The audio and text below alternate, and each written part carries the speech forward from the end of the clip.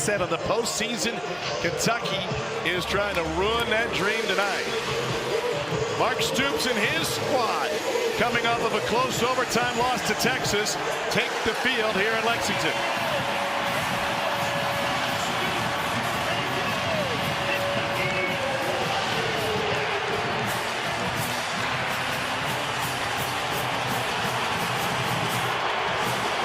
And now the Volunteers are out of mulligans on this season as they aim for the college football playoff for the second consecutive year.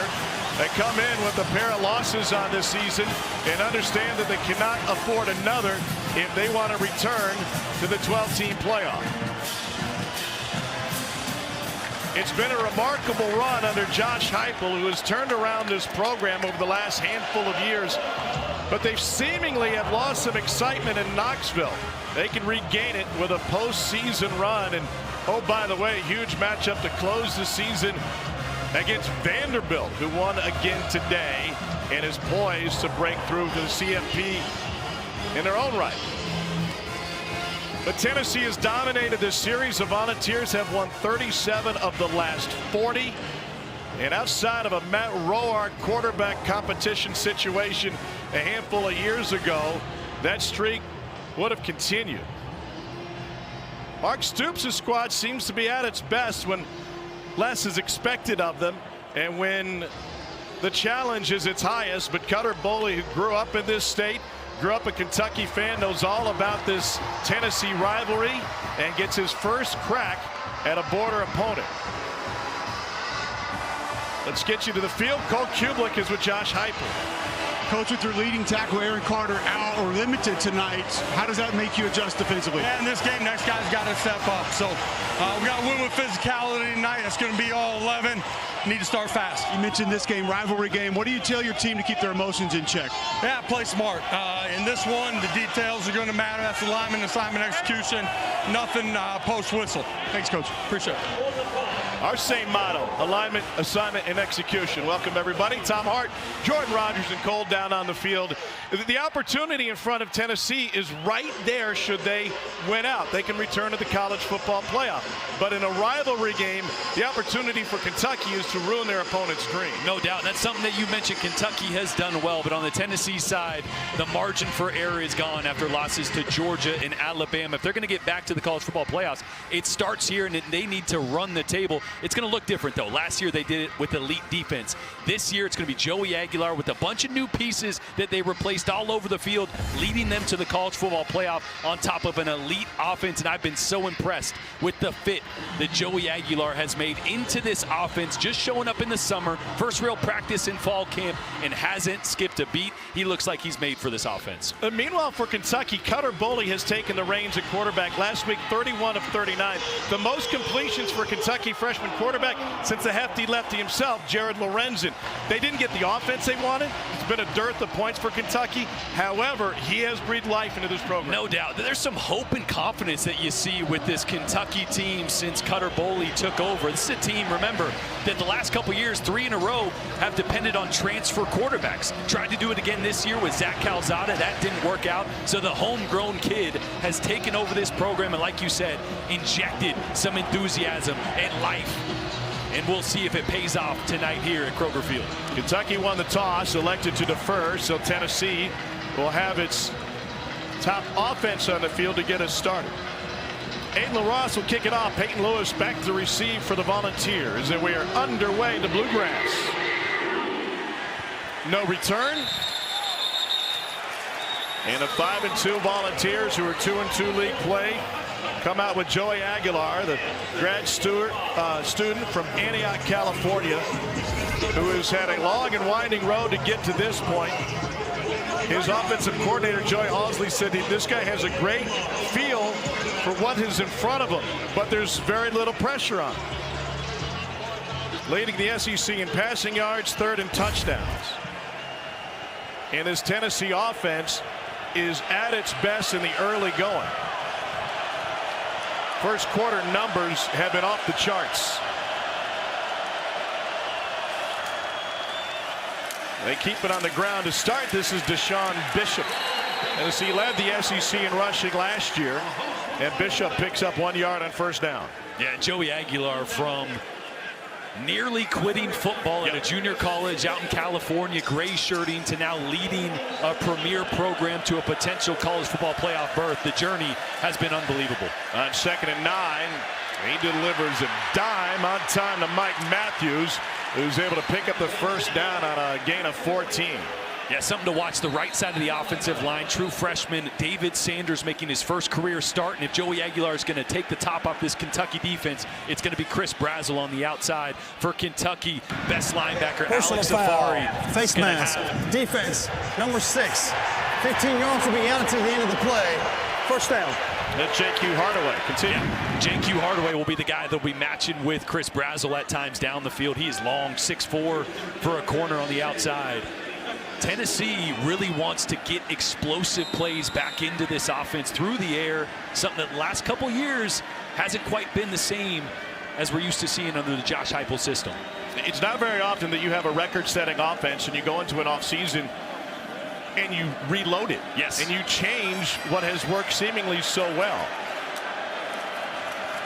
Aguilar to the perimeter. This is Mike Matthews again. And Matthews is able to fight his way for a first down before Quashid Scott brings him down. Yeah, Matthews, one of these talented young receivers, a true sophomore. You're going to see 3 guys in there. Mike Matthews, Chris Brazzell, as I mentioned, and Braylon Staley. They don't rotate much on the outside. It'll be a heavy dose of those 3 all night. 4-man route. He's going deep into the end zone, wide open. It's Chris Brazzell the second, and it's a 35-yard strike on the opening drive for Tennessee. They waste very little time.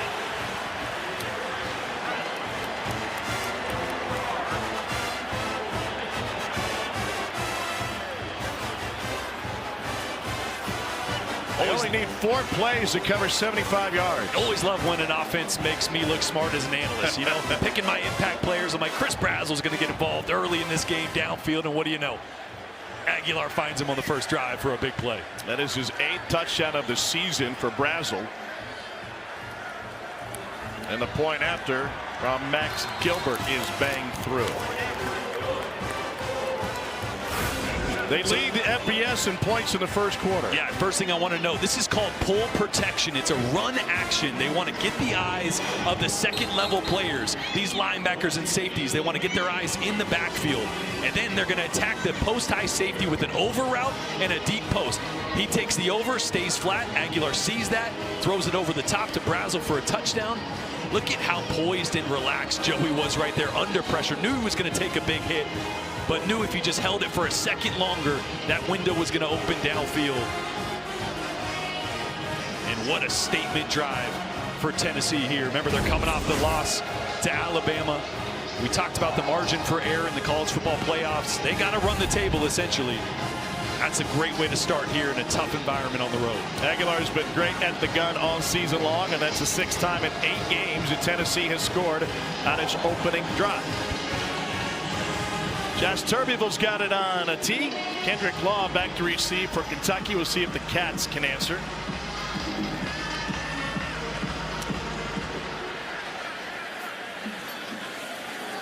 And no return.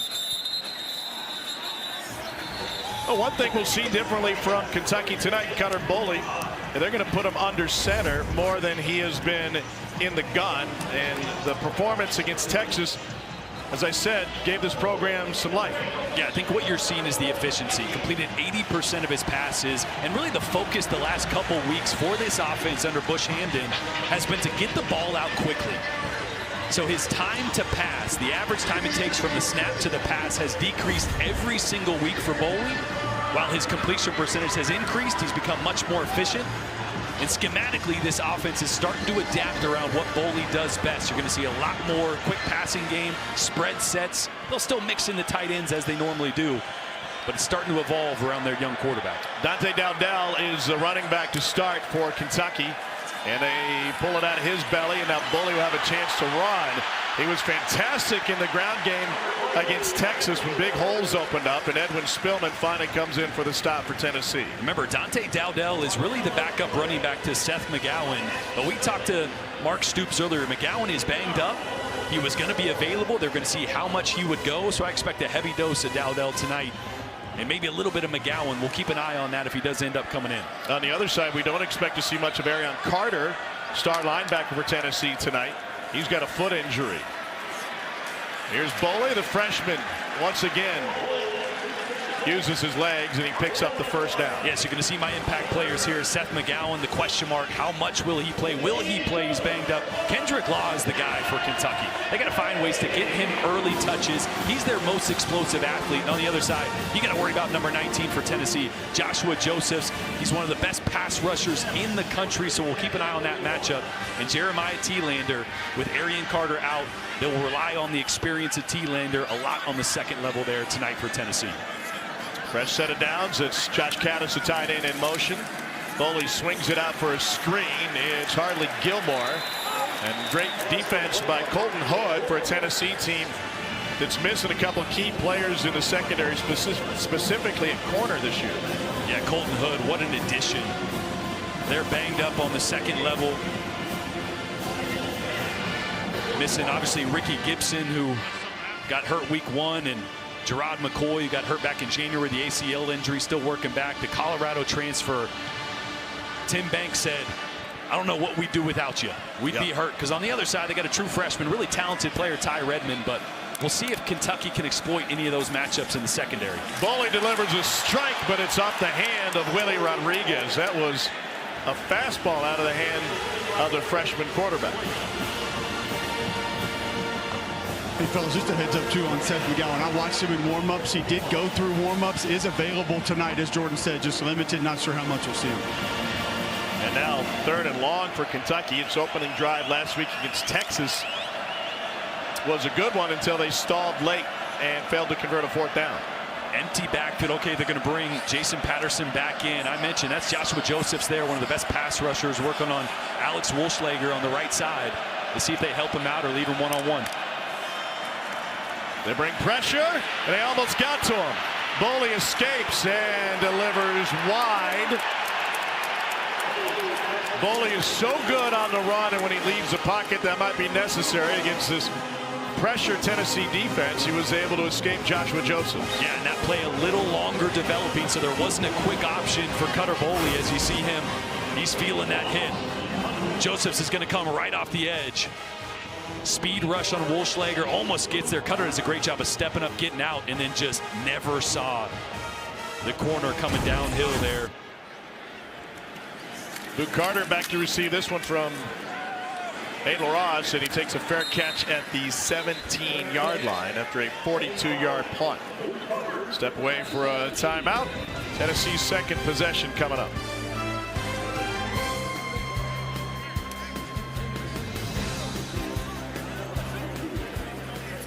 Painted on it to avoid outcries of an alcohol drum symbolizing a rivalry during the Prohibition era. It was in Hawk's Closet, fantastic equipment man for Tennessee for a number of years. Josh Heupel brought it out last year to show his team before this Kentucky game, and now it can be found in the Founders Suite at Neyland Stadium.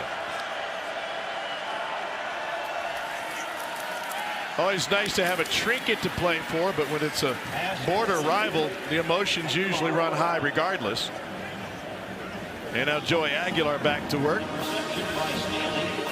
Getting a good look there at David Sanders at right tackle. His first start for the top prospect. Now they lose yardage on 2nd down. Yeah, the 5-star, ESPN's #1 offensive tackle, worked his way back from injury, made his debut against Mississippi State, had a handful of snaps. Last week against Bama was his most time, and that kind of changes the entire offensive line. Everybody bumps down, so they had the same starting lineup for the whole start of this season. Now a lot of new faces here on 3rd and long. Sanders 6'8", 305. Kentucky sends the house, and they get to Aguilar. David Rayner with the sack, his first of the season.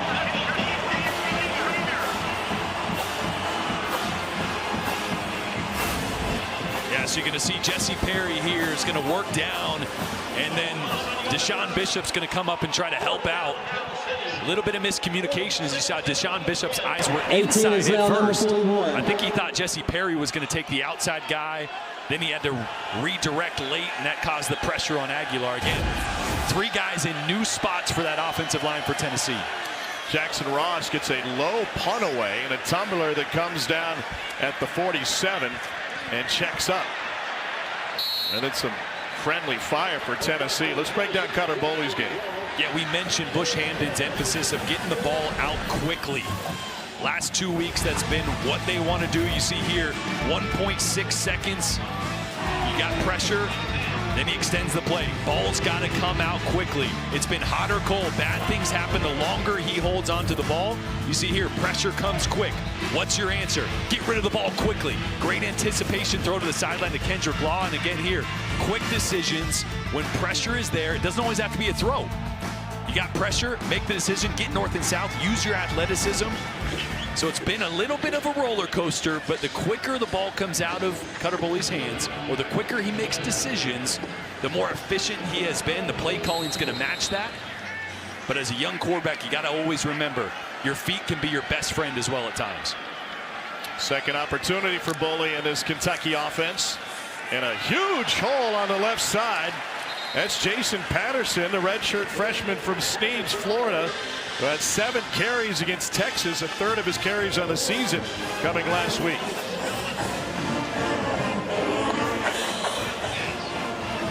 Probably a sign, as Cole mentioned, that McGowan will be even more limited than we thought tonight, with Patterson being featured early behind Dowdell.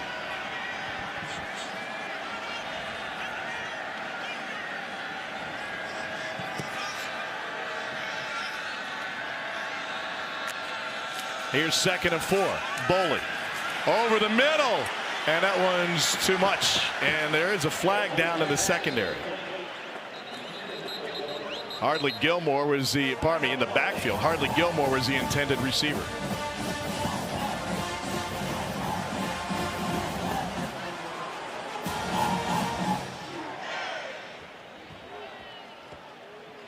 This would be the 2nd on Kentucky, based on Stoops' reaction. Personal foul, hands in face, offense, number 50. 15-yard penalty, we make 2nd down. All right, Taylor, thank you. We welcome those who watched Texas survive against Mississippi State despite Arch Manning getting injured late in that game. Matthew Caldwell leading the Longhorns to another overtime victory, this time 45-38. Tom Hart, Jordan Rogers, and Cole Kublik in his rivalry game. Joey Aguilar got off to a quick start for Tennessee, 4 for 4 on the opening drive for a score. And then Kentucky got a huge sack to force a punt on Tennessee's 2nd possession. This is Cutter Boley, the redshirt freshman, on the run and delivers to the edge to DJ Miller, the freshman from St. Louis, only his 3rd catch of the year. Boy, we've been talking about Cutter Boley and making fast decisions. That time protection was great. You could tell he wanted to escape, didn't rush himself, got outside the pocket, delivered a strike, like you mentioned, Tom, to DJ Miller, true freshman, a guy they're trying to get involved a lot more the last couple weeks. Boley's great on the run. He's in the 98th percentile among 161 FBS quarterbacks. Tennessee may have jumped, and Boley gets swallowed up. They'll pay the price, but that one coming back. This is an aggressive Tennessee defense. Tied for 3rd in the country in sacks. Offside, defense, number 31. In the neutral zone at the time of the snap. That 5-yard penalty results in the 1st down. That's Caleb Herring, who had 2 sacks in the game against Mississippi State. This has been a thorn in Tennessee's side all season. At that time, a little pressure dialed up there, but Josh Heupel emphasized to Cole at the start of the game, can't let emotions in a rivalry game take over, can't have anything post-snap. Also, got to be really smart, can't have mental mistakes like that pre-snap as well. Handed off to Jason Patterson, who gets spun around and will lose yardage. If you joined us late, Kentucky likely to be without Seth McGowan, their leading rusher on this season. Dante Dowdell and Jason Patterson sharing the load in the run game. And you see Edwin Spillman there for Tennessee. Tennessee's without their leading tackler, Arian Carter, as well in this game. So a lot of new faces. It is the SEC, right? This time of year, everybody's banged up. Everybody's a little injured. about who's got the most depth here in the meat of the SEC schedule. On 2nd and 13, a swing out to Patterson, and he breaks free, and that'll set up 3rd and long. We talked about this earlier, but Bush Hamdan, the offensive coordinator for Kentucky, says we've got to get the ball out of Cutter's hands quickly. We'll basically simplify the offense. And they had a new motto. Kevin Barbet, who's next to him, said we've got to learn to throw it without throwing it. It sounds like coach speak. What does it mean? Well, they're actually going to throw it, but it's the extension of the run game. It's easy layup throws for Cutter Boley. High percentage throws to get guys in space, get the ball out of his hands, take some pressure off the offensive line. There was a lot of pressure on him when he took over for Zach Calzada early this season. A lot of pressure from Tennessee. It's batted and intercepted. It's another defensive score for the Volunteers. A 45-yard return for Idris Farouk. 5th defensive touchdown on the season for the Volunteers.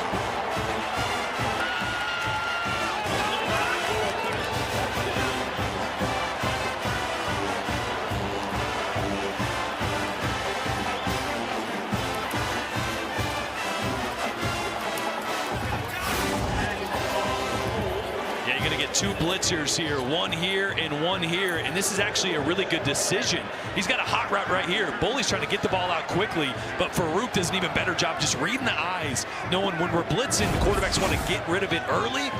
Got his hands up, batted it to himself, and assist and touchdown Farouk. It's not just an elite offense, one of the best in the country, but it's an opportunistic defense. The 5th defensive touchdown to tie Louisiana Tech for the national lead. And the Volunteers have a 2-touchdown lead in the opening quarter. Do now. Elite offense, opportunistic defense, and Tennessee's got a 14-0 lead against Kentucky in this rivalry game that dates back to 1893. Here's why it's important for the Volunteers. Their playoff chances stand at 18% right now should they win out, and that's certainly a viable option. Those numbers jump to 90%. You'd have to weave your way through a lot of traffic in the SEC, but by winning out, including closing the season against Vanderbilt at home, that's what's in front of them. And it would get real next week as well. We're not saying this game's over. Oklahoma comes to town. They lost today to Ole Miss. Obviously, Heupel has a lot of ties to Oklahoma, so yeah, he seemed extra motivated when they went to Norman last year. Yeah, but that's why we talked to him. You can't allow this game to be a trap game. So I know they're up 14 and all the conversations about college football playoff, but we and that Tennessee defense, or excuse me, team, can't get ahead of themselves here. Still a lot of ball game left. Well, it's a Kentucky offense that has struggled against power conference opponents since 23. They've scored 2 or fewer offensive touchdowns in all 13 games against such opponents.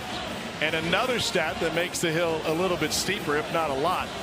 Mark Stoops, as a head coach here, has overcome one 14-point deficit since he's been here. That was against Eastern Kentucky in overtime in 2015. Well, Kentucky's never been built to really come from behind. They're not a drop-back passing team traditionally.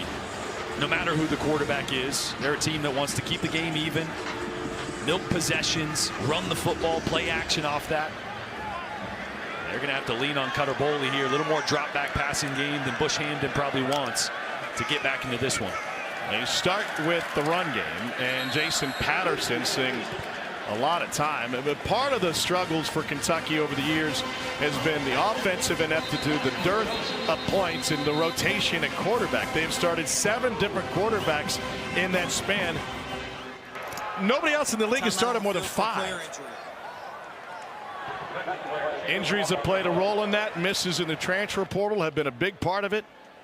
And now Kentucky dealing with an injury on the offensive line. They're looking at the right knee of senior Jagger Burton.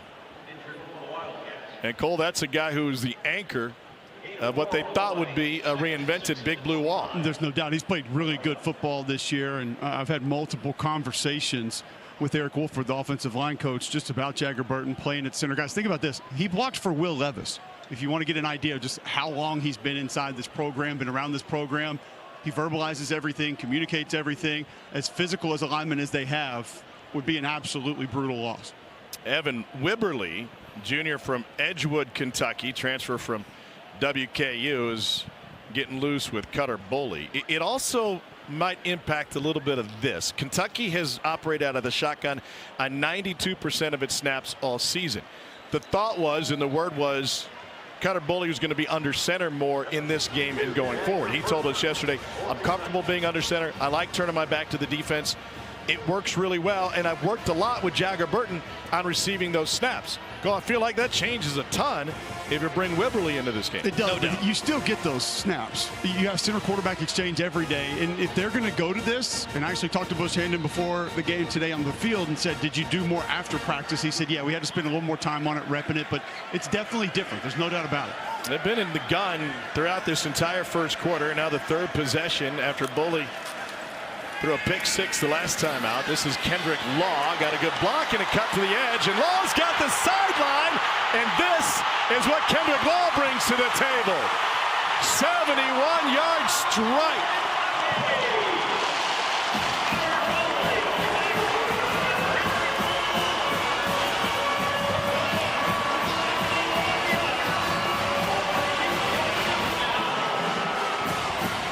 A few weeks ago, Kentucky was trying to find out how they could feature Kendrick Law more. They called the Kansas City Chiefs and say, how do you get a guy with this kind of speed, the ball in a place to score? And they must have picked up some good film. Second touchdown of the year for Law. Had the big catch and run in overtime last week as well against Texas that set him up inside the 5-yard line. Anytime you create explosives off quick throws, it takes really good blocking on the outside. Kentucky did some research. They found out that their most explosive plays came on short passes. That's the longest pass of the year. No doubt. Watch Jamori Macklin, number 9. He's going to have the initial block, and then J.J. Hester. Here's the initial block. Great physical job there at the point of attack. And then J.J. Hester seals off the corner right there, number 4. And Kendrick Law, special athlete, physical specimen, showing the speed there. Bush Hamdan mentioned we got to find ways to get number 1 the football as many times as possible in space. I'd say that one paid off. You know, go in the book is a 71-yard completion, 74 yards after the catch. Cole, that was impressive. Essentially throwing it without throwing it, like you said earlier, Yep. right? They have to create those explosives. I just wanted to add, that's maybe the kindest blocking analysis by a human being I've ever heard in my life. Great job on that one, Jordan Rogers. Hey, you got in the way. The standard, that's all you got to do. I'm the for it. standard for receivers blocking is much lower than offensive linemen. Let's not get it twisted. If you get in the way, that's all you got to do. Make them run around you. Hey, don't take away from the skinny guys out there throwing some blocks, Cole. They can do it too. Hey, listen, I'm with you. Just get in the way. Yeah. Aiden LaRosse will kick it away. Tennessee scored on its opening possession and then went 3 and out with a sack on its second. What a journey it's been for their junior college quarterback, Joey Aguilar. He told us that he had a high school class where they studied to be firefighters. He said, we did everything in the class. We practiced search and rescue. We cleaned the trucks. We rolled out the hoses.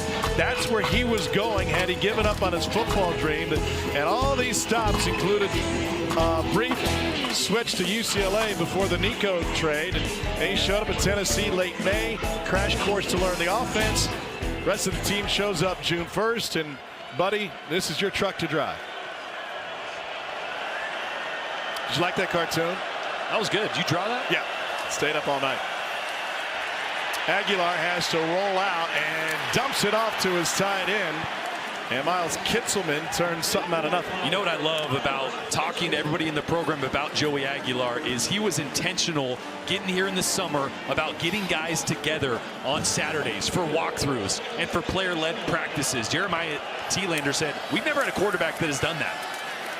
And not just the practices and the football reps, but got guys together outside of football, taking guys to the lake, trying to create relationships. So the short amount of time he had a crash course and learned this offense, he definitely invested in relationships as well.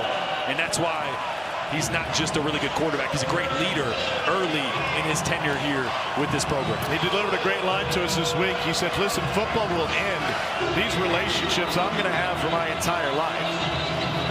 Tennessee looking at a 3rd and 7. Kentucky trying to climb back in this game. Cats bring 4. Pocket collapses, and it's incomplete to Peyton Lewis. It was Quasheen Scott who delivered the hit on Lewis. But with Joey Halsley, he said Joey Aguilar's got to operate in an unclean pocket. We'll get into it next possession, but they changed their blocking scheme over the offseason. There's Joey. Said he's got to be comfortable stepping up. It's not going to be a giant wall in front of him, and it certainly wasn't there. Tamori Macklin back to receive for Kentucky. A little pause before the punt from Jackson Ross, the Aussie. And Macklin takes a fair catch at the 25. That was a 46-yard punt. Kentucky looking for some momentum in this rivalry game. Offense back on the field after this. Combined points. Joey Aguilar in Tennessee wasted no time. 4 plays, 75 yards, opening drive. Another opening drive score. And then a pick 6 on a carom into the hands of Farouk. Made the play all by himself and took it 45 yards. Then Cutter Boley let Kendrick Law take this one 71 yards. So here's where we stand.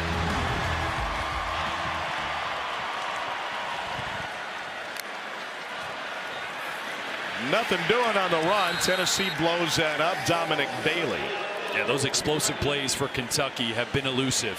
Just 37 of them coming into the game on the year. That's good enough for 129th in the FBS.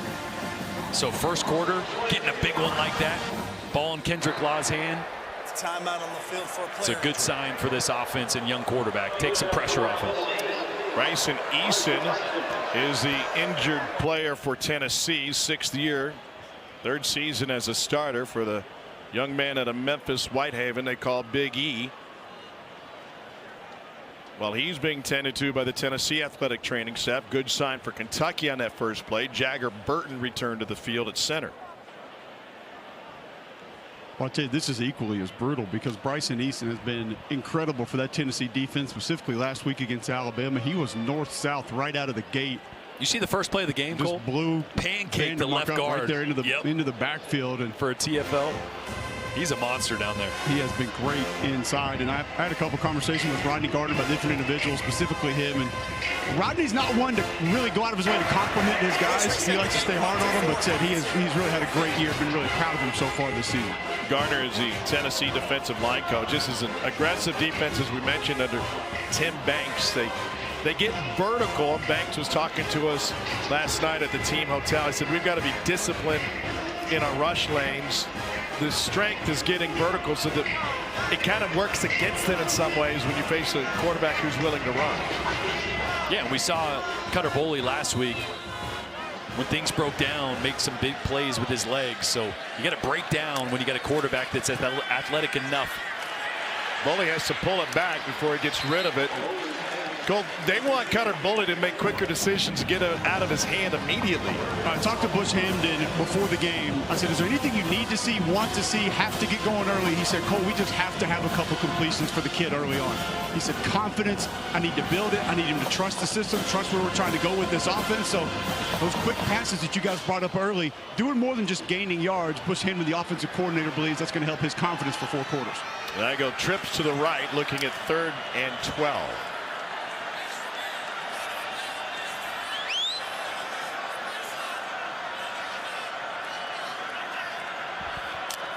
Tennessee sends 5. Boley gets rid of it on a slant. That's short of the first down marker to Cameron Miller. All 3 of Miller's catches coming into this game came against Georgia. And now 4th and 2. And they'll send the punt team onto the field. By the way, I just want to add, Bush Hamden is a joy to meet with, and he is fully aware of Kentucky's offensive struggles and the stress that it puts on this program, but he doesn't pull any punches with us. He knows where this offense has failed. He knows where they've been the last couple of seasons, and he takes a lot of that on his own shoulders. Fair catch taken after a 37-yard punt. This season, for every field goal and extra point made by participating universities, Allstate will make a contribution to the university's general scholarship fund. Thank you, Allstate. well, go ahead. Well, Aguilar's 5 of 6 to start this game. Not bad. You're probably going there. Not bad, but I was going to say that they got to find that momentum that they had on the first drive. Haven't really got much going the last couple drives. Remember, this offense, you see the big plays downfield and you think they want to throw it all over the yard. They want to run the football first. With the spacing they use with the wide receivers, they got to get the run game going north and south to open up some of those pass plays to the perimeter. We had a fantastic meeting with their coaching staff yesterday as Aguilar goes deep down the sideline and hauled in by Brazel. Second big catch of the game for Brazel. He's got a 35-yard touchdown, and that one goes for 45. Yeah, the 6'5 receiver picking on the 5'11 cornerback to Ryan Nichols. This deep ball was a thing of beauty. I think that's the biggest impact Joey Aguilar's skill set has made on this offense. The ability to throw the deep ball, not just successfully, but with the air and accuracy that he throws it with. Nico couldn't do that last year. Joe Milton couldn't do that a couple years ago. If you're a Tennessee fan, how many times do you see that ball come out like a laser downfield and just 5 or 6 yards too long to the receivers? Never gave him a chance. Halsley compared him to Dylan Gabriel, who he had at UCF, and he said Gabriel had the best deep ball I'd ever seen, and he's worked with a lot of great quarterbacks. Delay game. Defense, number 60, for simulating action at the snap. 5-yard penalty, remains first down. That's David Gusta. Well, watch the throw. He identifies one-on-one coverage at the line of scrimmage. And just watch his shoulder tilt. Watch how much air he puts on this ball. You can see it as it comes out of his hands and just drops it right in the bucket on the money. He didn't show the same sort of arm strength you've seen on tape this year when he was at Appalachian. No, I was actually really concerned as I went back and watched his tape from App State. Just his arm strength and ability to push the ball not just downfield but to the perimeter. Here's a swing pass to Braylon Staley, who was in the backfield, and he picks up a first down. And actually had a great conversation with offensive coordinator Joey Halsley about that yesterday. I said, were you concerned, like when the first time you watched him, did you think that would fit? He goes, man, I agree with you. Some of the balls would die a little bit to the perimeter, but we made a couple changes mechanically. He was an upper body thrower, focused a little bit more on getting his weight back and using more of his lower body. You see the velocity improved and the accuracy to the outside has improved vastly. Here's Brazel again, weaves through traffic and stretched for it. And there's a flag that came in late. It'll be holding against Tennessee. And they'll back this one up. Holding, offense, number 3. 10-yard penalty from the spot of the foul. Remains first down. Yeah, Halsley went to work with mechanics. He said, let's drive the football. Let's be a back foot thrower. What does back foot thrower mean? Well, when you get your weight back a little bit, it allows you to rotate your lower body and you get more torque and power from your legs as opposed to leaning. Think about a pitcher. When a pitcher leans, they have a mound. They're able to generate velocity. When you're a quarterback, you're throwing on flat ground. If you lean, you lose your lower body power. So he just refocused a little bit of the mechanics, and you saw the velocity increase, and obviously the accuracy and efficiency to the outside is paramount in this offense, and he's excelling in that area. Huge hole for Star Thomas, who takes it straight ahead, and he's down inside the 1-yard line. 17-yard burst for Thomas.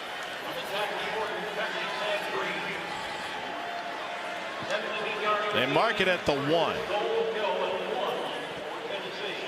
Mentioned this earlier. If you joined us late, new look Tennessee offensive line at right tackle. It's a star freshman, David Sanders Jr., getting his first start. Jesse Perry moves to guard, and they got Sam Pendleton still at center. And then Wendell Moy now at left guard. Thomas in the backfield with Aguilar. Again straight ahead. And he's in. Touchdown Tennessee as the Volunteers create a little bit more wiggle room. There's the drive Tennessee needed. That looked a lot more like that opening drive from Joey Aguilar. And just like the opening drive, a big explosive play to Chris Brazel really opened things up. There was a 47-yard strike to Brazel down the sideline, which put him in striking distance. And then the 5th touchdown of the season for Thomas caps a 5-play, 72-yard drive. Max Gilbert punches it through. Well, this thing got opened up with that big throw down the sideline, dropping it in the bucket in one-on-one coverage to Chris Brazzell, picking on the shorter corner to Ryan Nichols. And then the physicality. This offensive line, as Mark Stoops mentioned, is probably the best they have faced all year. And you see the physicality here at the goal line, punching it in. And Cole, they totally redid who they are as an offensive team when it comes to the blocking scheme. How hard is that to change in an offseason? Well, they had a little bit of it, but they put the emphasis on that pull protection, which, by the way, both explosive pass plays for Tennessee have come on that pull protection tonight. There were other smaller points of emphasis of not trying to get down in a three-point stance in short yardage. Glenn Elby, the offensive line coach, told me before the game, we really wanted to learn how to gain leverage and keep our power because he likes his tackles up in a two-point stance with the line of sight, being able to read the defense, what they're doing. So it was just retooling some of the finer arts of how they do certain things and then going further with some of the things that they did. That pull protection conversation we had was absolutely fascinating. I know we'll spend more time on it later in the game. Yeah, for football nerds and offensive line guys like Aaron Taylor would appreciate it. Cole was in his sweet spot. They lean on a bunch of NFL teams, of course, connections to the Browns with the Haslam family, and Dustin Colquitt got him in touch with some guys with the Chiefs.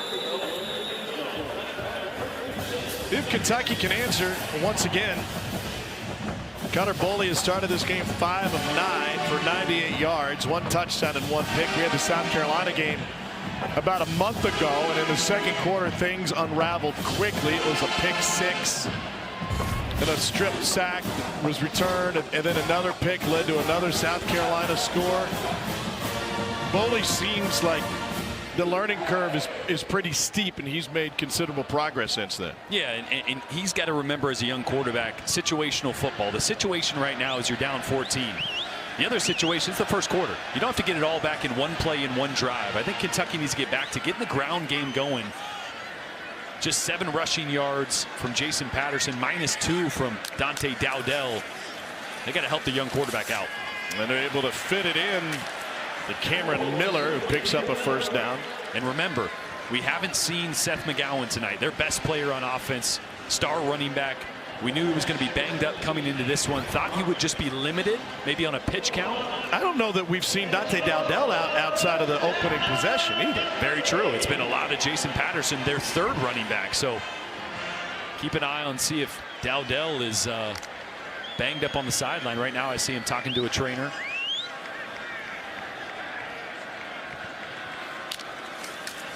Here's a toss to Patterson, and Tennessee, and that one snuffed out. It'll be a loss of a yard.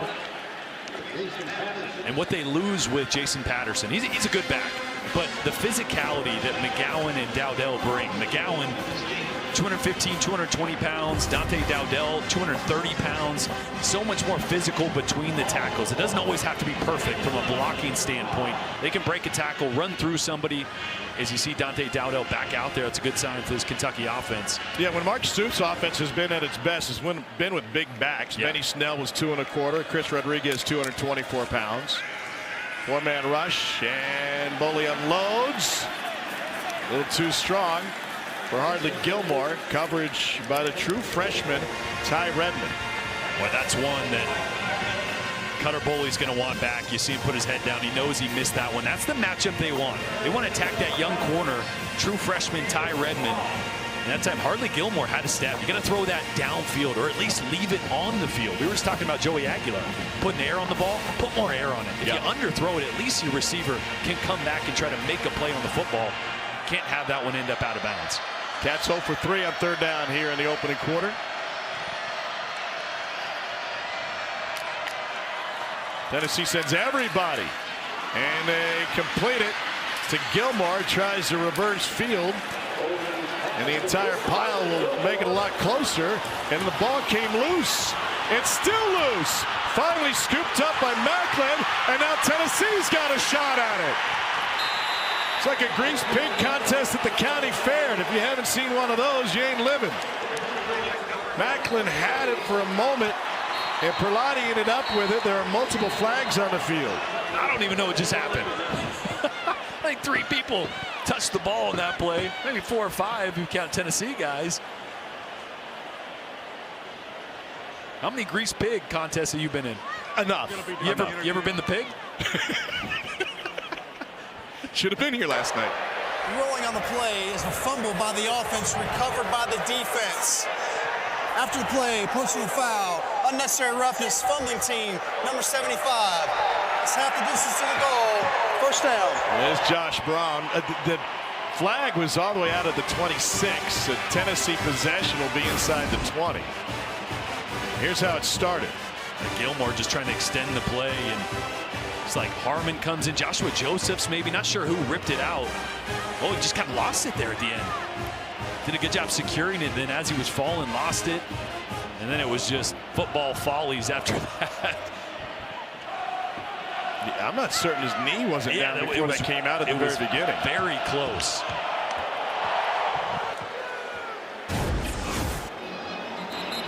Second turnover of the quarter for Kentucky. And this has a chance to get ugly early. I remember the first one, a pick six on a mistake from Cutter Boley. This one crucial as well. And here's, watch the knee here of Harley Gilmore. Oh no, yeah, that ball started moving. Yep. It was really close though. Tennessee, one of the best in the opening quarter in college football, and Deshaun Bishop out of Carnes High School picks up a couple. That'll leave second and goal from the 2 when we return for the second quarter. A 21-point opening frame by Tennessee. 14 from the offense, 7 from the defense. Playoff hopes still kicking for the Volunteers.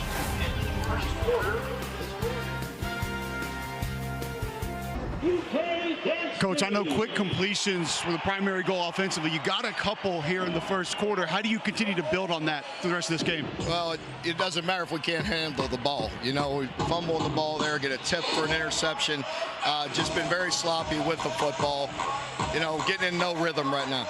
Thanks, Coach. Thank you. Volunteers lead the country in first quarter scoring. They've scored on 17 of 26 first quarter possessions this season. That is wild. Second quarter starts with Deshaun Bishop. He's bottled up on the left side. And that'll set up third and goal. Yeah, went back to that 2 tight end look. Ethan Davis missed the last 4 games with injury.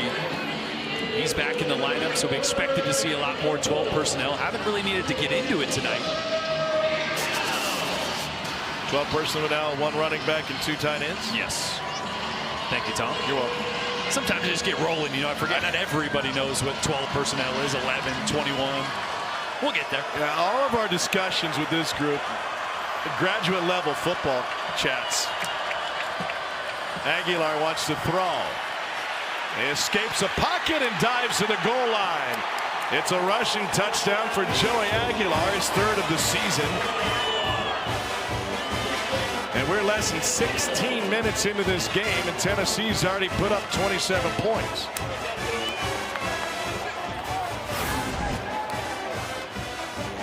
Watch the knee of Joey Aguilar here. Where's the ball?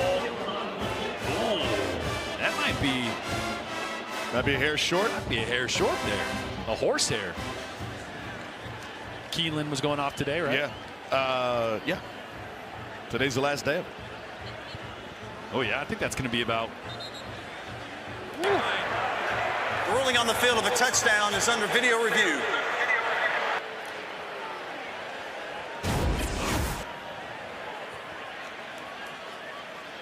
Aguilar there. He was trying to avoid a big hit, so tried to kind of go down and lunge his way into the end zone.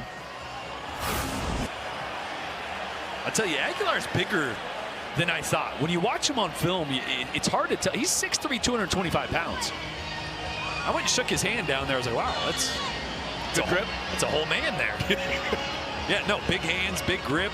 All right, the pylon cam, we've got a little bit of a blur, so I'm not certain that the nose didn't break the plane. It just has to get over that front edge, as you said, by a horsehair. But I'm curious, if you're Josh Heupel, if you don't get this, you punch it in on 4th down and just drop the hammer? Absolutely.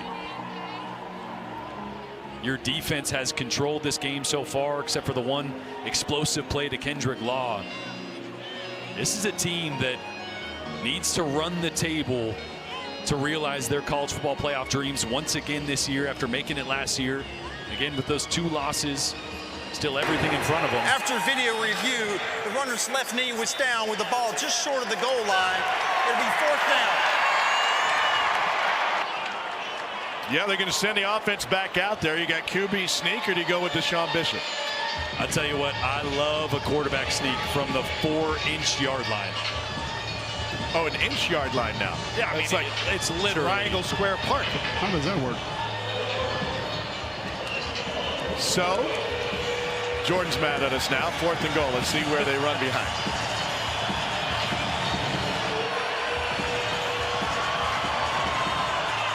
So they take that up back and put a little sprinter stance in the A gap sometimes for that quarterback sneak. Yeah.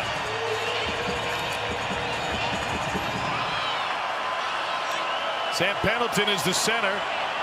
Bishop is the tailback. They've loaded it up with 2 tight ends in the backfield.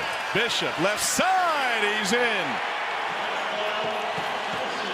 A 4th down conversion on the goal line, something Kentucky did not get last week against Texas, and Tennessee does it here in the 2nd quarter. To cap what was a quick drive after the fumble recovery. Boy, look at the big boys all getting low, 4-point stances. It looked like it was going to be quarterback sneak by the posture of those interior offensive linemen, and just went off tackle with 2 tight ends lead blocking there for Deshaun Bishop. And a hammer of a drive there from Tennessee. 8th touchdown of the season for Bishop. That was a drive that started at the Kentucky 6. Let's learn about pull protection. Well, it's essentially gap scheme run, but you're going play action off of it. You see Winamo 75, the left guard pulling out to his right. Right there, and you'll see him here again. Left coming right to left on your screen. You're showing basically like it's going to be counter or power. So as Jordan said earlier in the broadcast, you want to freeze those linebackers and safeties. You get a pulling guard, you're usually reading that as run. The difficulty comes in 2 spots, though, fellas. There's a block back from the center and guard. That is essentially going to open up space to the area that they're blocking back in front of. So instead of blocking back at the ear hole of that defender, you have to cross his face. You want to actually get in front of that defender. Now, you don't do that on a gap scheme run because they can come in front of you the opposite direction. If you close that off, then you have the pulling guard who's usually coming out in space. When I talked to Glenn Ellerby about it before the game, the offensive line coach from Tennessee, I said, you're putting a guy one-on-one in space with these edge rushers in this league?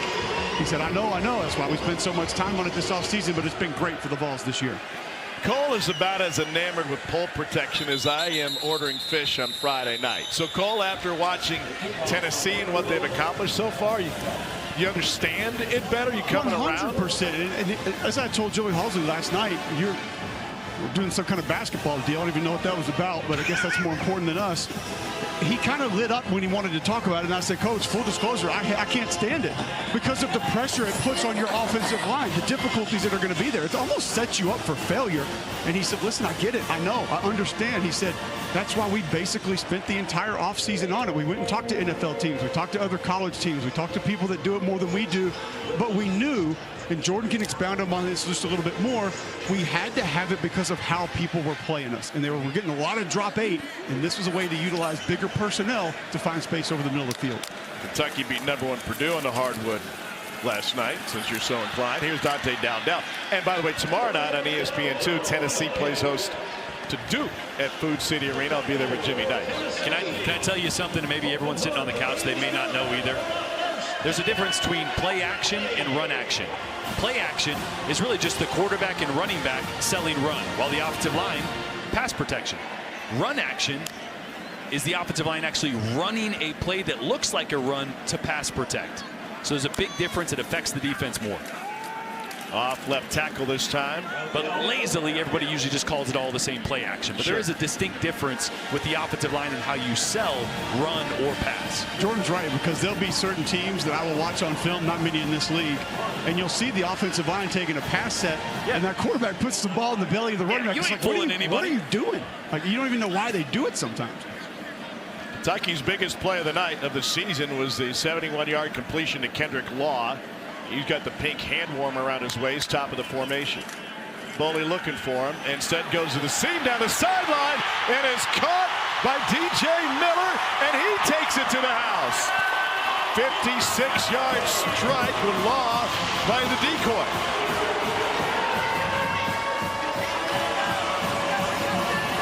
Boy, that was great recognition at the line of scrimmage. True freshman DJ Miller is going to be matched up against Boo Carter. Anytime you got press in the slot, you got a lot of room for a receiver. See all the room on the outside there? Room to work. Didn't need it, though. A great ball right on target by Cutter Boley. Remember, he had one-on-one coverage earlier, threw it out of bounds. Right. I was just like, hey, leave it on the field. Great job responding there, correcting a mistake we just saw a couple drives ago. First career touchdown for Miller, true freshman out of Cardinal Ritter High School in St. Louis, Missouri. Kentucky has halved the lead. Boley has hit on a couple of deep passes to put Kentucky on the scoreboard. One from 71 and that one from 56. We got a new game in Lexington.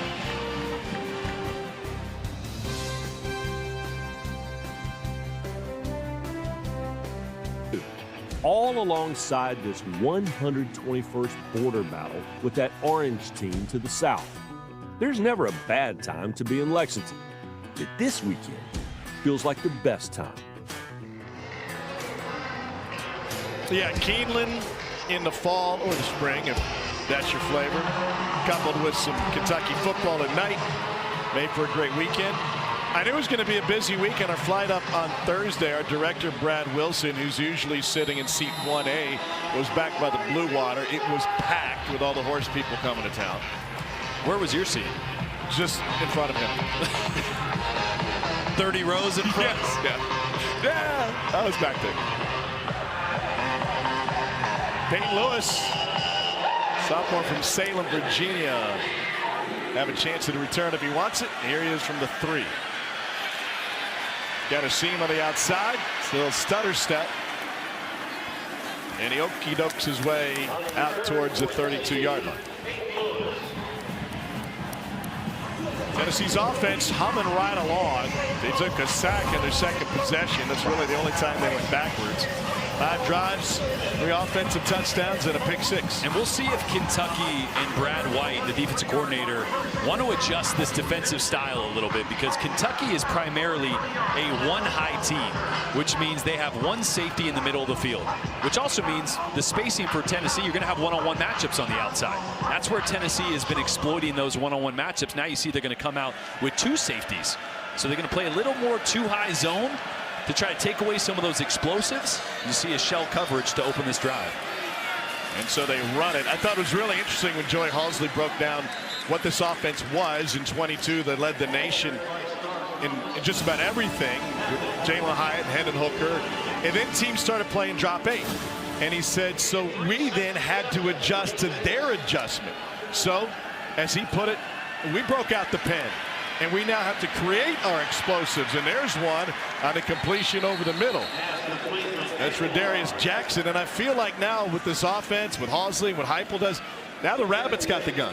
Yeah, no doubt. Yeah, the last couple years, teams have just been drop 8. They're saying, okay, we're going to keep everything in front of us.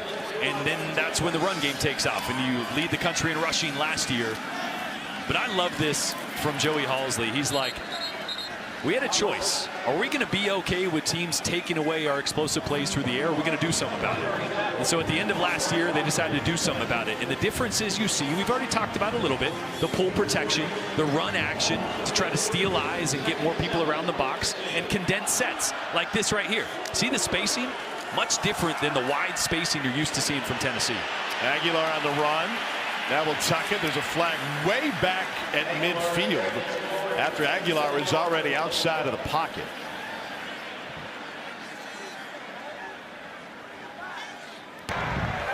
Holding. Offense. Number 70. 10-yard penalty.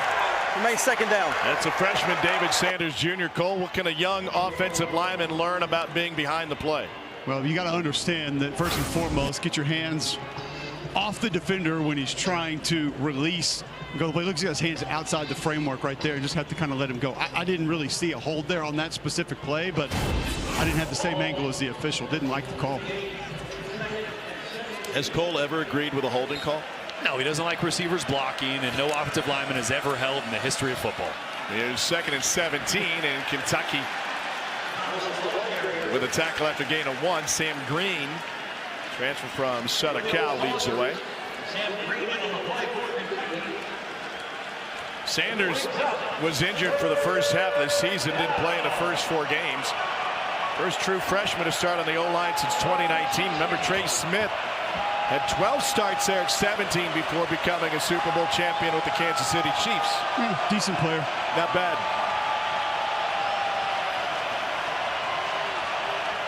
Tennessee reducing these splits down here. 4-man rush. Aguilar too high, and then a pop after. Tennessee wanted a flag on a late hit, and they won't get it. So the reason they condensed their steps, their formation there, is for this route right here. You want to run these guys off, and you want to throw this right there. And Joey Aguilar just misses him. He has Mike Matthews wide open there for what could have been a catch and run, a possible first down. Just didn't see him. Why didn't you use the arrows on your draw? Should I use the arrows there? Yeah, I would be a fan. Jackson Ross, 26-year-old Tennessee punter. They had a pretty good Aussie here a few years ago, Max Duffy, who won the Ray Guy Award. There's a flag immediately as Jamore Macklin took it out of bounds after a 42-yard punt, 5 on the return. Tom, I knew I was going to draw a circle at some point, so you can't have the arrow tool up and draw a circle. It looks funky. But I'll try to fix my telly draws for you. Circle gets the square. I don't even know what that means. You've never seen Hollywood squares? During the kick, holding, receiving team, number 21. Half the distance to the goal from the end of the kick. First down. I feel like that would have been right up your alley. You're an old soul. 2-touchdown lead for Tennessee. We're only 5 minutes into the second quarter. Going to be a late night in Lex.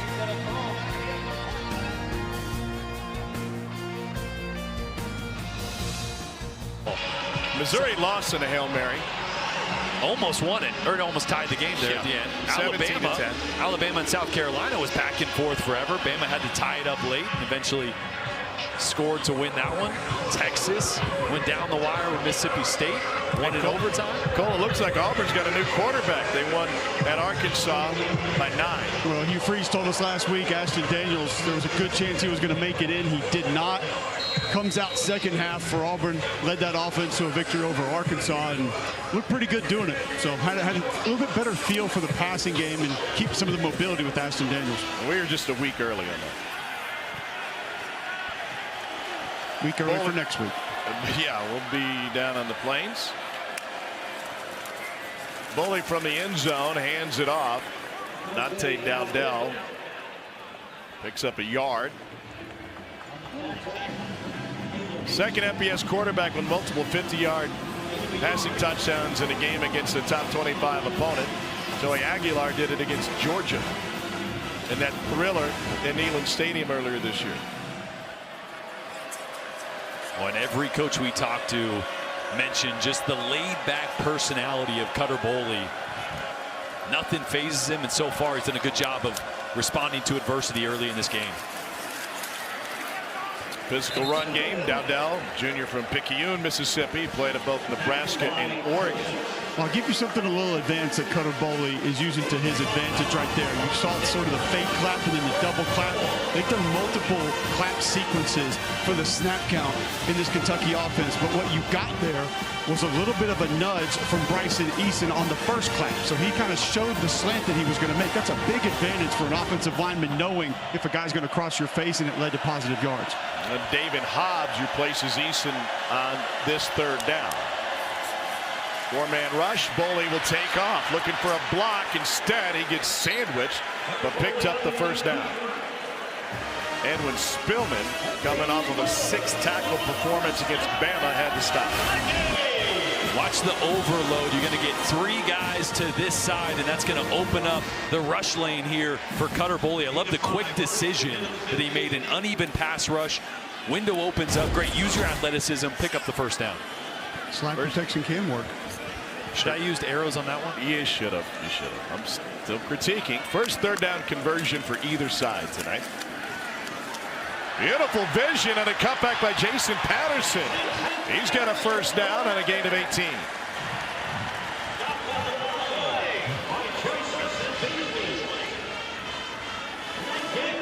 It's a great job of climbing up and helping out from Josh Caddis there. One of the tight ends that's banged up. Playing hurt today, but gutting it out. And they got Davin Hobbs to jump a little bit again with that fake clap, extra clap, sort of showed you which direction he was going to go. Big assistance for that offensive line in the run game. Law in motion. Back to the ground game. Cole, what's your take on Kentucky's O-line this year? I think that they have been a little bit up and down, but they've been more consistent here in the last couple of games. The problem is, Tom, every offensive line has to have an identity. What will you allow us to do? There have been certain offensive lines in this league the last couple of years where the fans will just say, well, they can't run block. Well, when you go out there and try to run block 10 times a game, you're probably not going to be able to. So I think they're allowing this group to sort of fit into what they do best, and they've improved here as of late. On 2nd and 7, here comes the house. Boley leaves the pocket and nearly picked off. It was off the hand of Ty Redden. Edwin Spillman brought the pressure on Boley.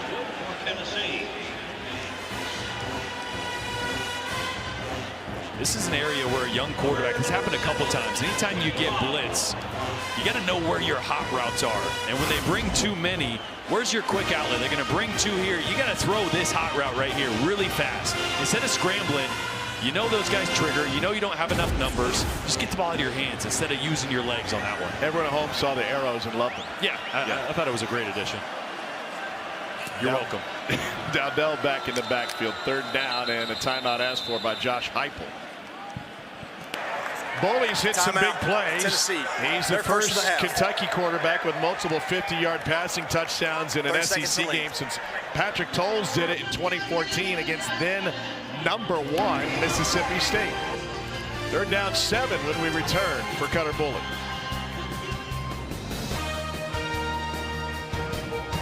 Get the ball to Kendrick Law. Let your playmakers do the work. Don't let this Tennessee defensive front take over the game. This was another great one in RPO. Getting the ball out quick as Tennessee brings pressure. Find your one-on-one matchup. True freshman DJ Miller. So far tonight, that's been the trend. And it's worked really well for Cutter Boley. Going to need to do that again here on 3rd and 7 with Tennessee showing pressure. Cats 1 for 5 on 3rd down tonight. 5-man rush. Boley gets rid of it. This is J.J. Hester, and he picks up the first down. Mouthpiece came pop it off. It's a pickup of 13 when they needed 7. Boy, J.J. Hester's a guy I have wanted to see get involved in this offense since they announced he transferred in from Oklahoma. Big body. Great job again of Cutter Boley getting the ball out quickly, but J.J. Hester is 6'5", 203. They don't really have that body type. And that's one reason we're seeing DJ Miller, 6'3". They got a lot of smaller, fast guys. A big physical body on the outside is something they've been missing. JJ Hester is a guy hopefully they can start to lean on, along with DJ Miller, the young true freshman. He was really banged up the last 2 seasons in Norman. Yeah. Foot injury 2 years ago. That clap provided a hesitation and may have resulted in a false start. Looked like the right side of the line. Nope, that'll be on Tennessee. Offside, defense, number 31, in the neutral zone at the time of the snap. 5-yard penalty, still first down. That's a second on Caleb Herring. Well, watch Cutter here really working this silent cadence. Some fake claps, then the double clap to trigger it, and obviously Herring jumped on the first clap. Yeah, it's like you're at a wedding and everybody clap you. That comes on, you know, and everybody just starts clapping. You know that one? Yeah, I know that one. I like that song. That and Shout. That'll just really get you going. I don't remember them playing Shout at your wedding. Did they not? No, I don't think so. That's a fail. That's a fail. You know what it is? Our wedding planner had to take over the DJ. The DJ was terrible early. She just came to us and said, hey, just so you know, I'm going to take over the music. We're like, hey, you go for it, girl. That's when you're versatile. Yeah. I tried that at my sister-in-law's wedding and almost got kicked out of the family. Yeah, because you're playing 90s rap and nobody could dance to it. So second down. This will be the 9th play of the drive for Cutter Boley, who grew up a Kentucky fan. Ended his high school career just down the road at Lexington Christian. And he hands it off. Tennessee all over. Jason Patterson has nowhere to go. Boy, even though Kentucky has hit a couple big plays against man coverage, Tennessee continues to challenge on the outside. And that was something that, talking to Tim Banks, the defensive coordinator, yesterday about this defense, he said, look, that's who we want to be. We haven't really been able to be that because of the injuries we've had at the second level. On the outside, but Colton Hood's playing really well, and you can obviously tell he trusts Ty Redmond, the true freshman, a lot more every game that goes by to be physical at the line of scrimmage playing man. 4-man rush. Boley sneaks it out of there. This is a first down catch and run by Jason Patterson inside the 30. Patterson only had 27 touches coming into this game. He's been a featured player for the Cats this evening.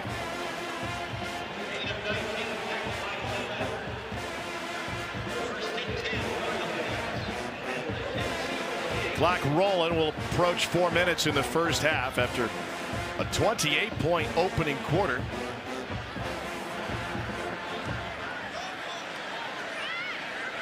Cats trying to fight their way back in. Law out to the left. Here's Patterson again. Swallowed up. Won't get back to the line. Spillman and Weathersby in on the stop for Tennessee.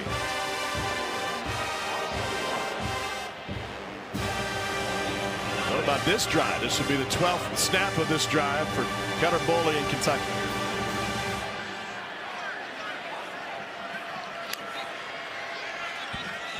"13 consecutive games with 2 or fewer offensive touchdowns for Kentucky against power opponents." Boley leaves the pocket. Flag down, and he fires it incomplete.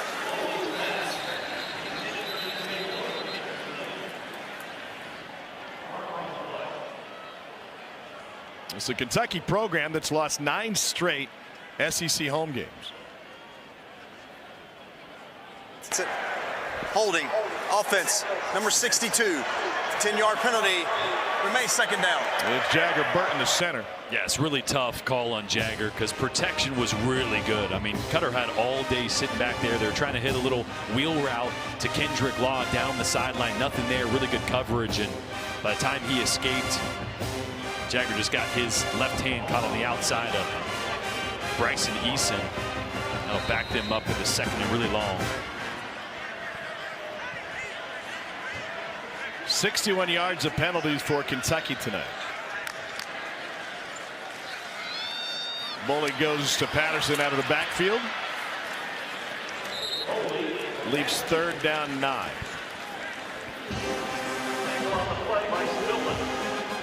Last time Kentucky knocked off a conference team at home, September of 23, Ray Davis went for 265 yards and 3 touchdowns in a win against Florida.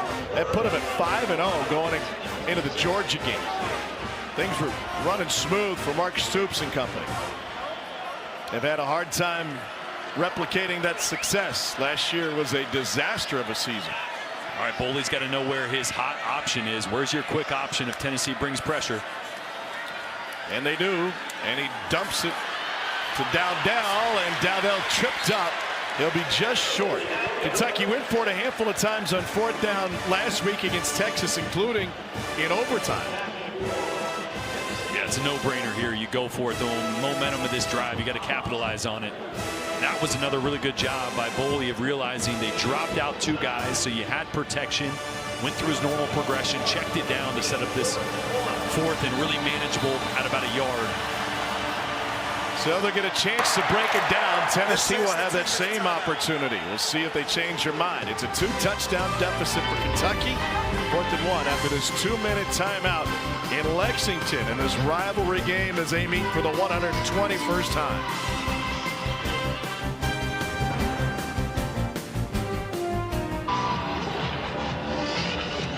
All right, gentlemen, thanks. You got a lot to recap today. All these teams still in the playoff hunt as we approach Halloween next week. What are you going at? for Halloween? Yeah. You. Good luck. All right, 4th and 1. What do you run? Well, remember, in overtime last week, Kentucky struggled at the 3-yard line of getting bigger and pushing bodies around. So they're in 12 personnel, 2 tight ends in the game. These tight ends look like they're splitting out. So maybe not going to try to get really big and just push you over the line. Wonder if they use Cutter Boley's legs here. 4th and 11 on 4th down this season. Dante Dowdell is the running back. Trying to keep this drive alive. 14th play of the possession, and now they'll get big. Oh, quarterback sneak. Yep. Well, they hit the edge. They do it with Kendrick Law, and he's got a beautiful spin move down to the 5-yard line. 14-yard pickup. Bush Hamdan into his bag of tricks. You know what I love? Cutter Boley. Watch his stance. See that back leg? That's what a quarterback does when they're ready to drive off for a quarterback sneak. So he really sold that to everybody. Got down in that stance like he was about to just take the snap, lean forward. Instead, the jet sweep. Great call by Bush Hamdan to get your playmaker the ball in space when everybody was thinking sneak. 8.5 minutes and counting on this drive for Kentucky. Boley lowers his shoulder. Gets down to about the 2. That was such a subtle sell. You can always tell when a quarterback's going to go sneak because they start to put one foot back really far to get ready to drive forward, right? You hardly ever see that for a jet sweep because you got to get that leg out of the way. Timeout. And don't you think that's something that they worked on after the 4th down failures last week? No doubt. No doubt. And a couple times already this year, they've sneaked it with Boley with that same kind of posture. So when the defense sees that, now they're thinking, okay, let's get in tight. Let's get in tight. And then you get on the outside of them with Kendrick Law. It was a great call. How much do you learn as a team or as a quarterback when you experience failure versus if those 4th downs would have worked last week? A ton. I mean, we talked to Bush Hamdan. He said, look, I made the first mistake on 3rd down by getting heavy from the on 1st down from the 3-yard line. That was the first mistake. And we kind of realized that maybe we're not good enough just to get big and push around an SEC defensive front. So learned his lesson and made a great call on that one to pick up the 1st down. The other part of it that we talked to Mark Stoops about is he had decided that they were in 4-down territory after the 3rd down play. Yeah. If they would have made that decision 1st and goal from the 3, Hamdan would have had a lot more to work with. No doubt. Yeah, I love watching this offense week over week because you have a young quarterback. You have an offensive coordinator in Bush Hamdan that's got a diverse background of offensive philosophy, and he's kind of piecing together parts of the run game, parts of the throw game, the quick game that Cutter is comfortable with, and you're seeing a completely new identity here from this Kentucky offense. They've outgained Tennessee 173-26 in the 2nd quarter. But then again, they outgained Texas by a ton last week and lost. Boley had somebody wide open, and he delivers back in the end zone for the score to J.J. Hester. He had multiple options.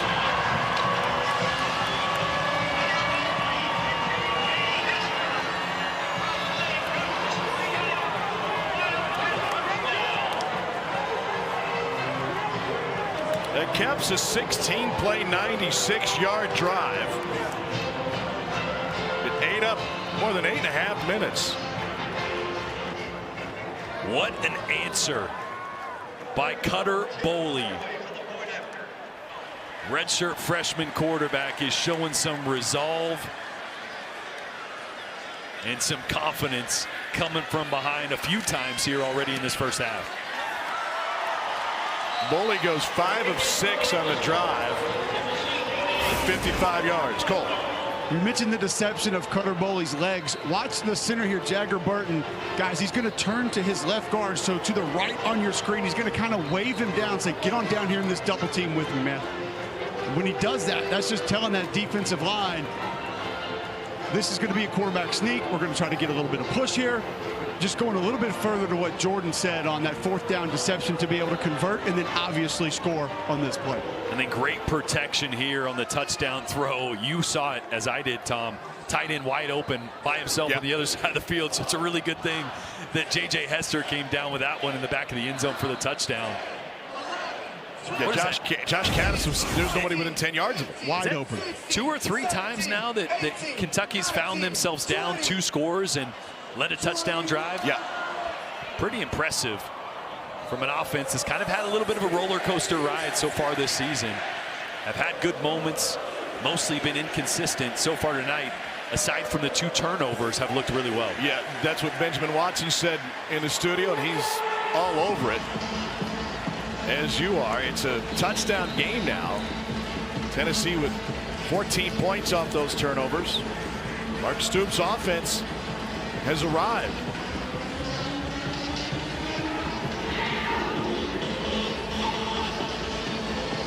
.137 left in the first half. Special teams undid Kentucky against Texas. Couple big punt returns. No return on this kickoff. And so Joey Aguilar back to work. Aguilar 9 of 11 for 146. He took a sack on the second possession. Otherwise, the offensive line has held. Minute 37, 1 timeout. So you're in a 2-minute situation here. Still a lot of time to work with for an offense that's used to going breakneck speed. It's been 28 minutes since Tennessee has had possession.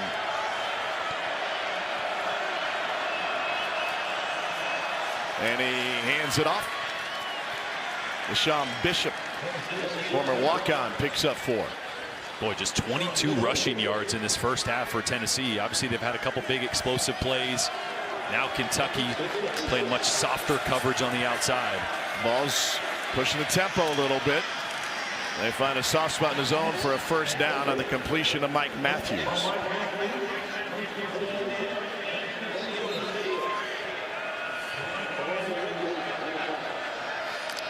Fresh set of downs for Aguilar.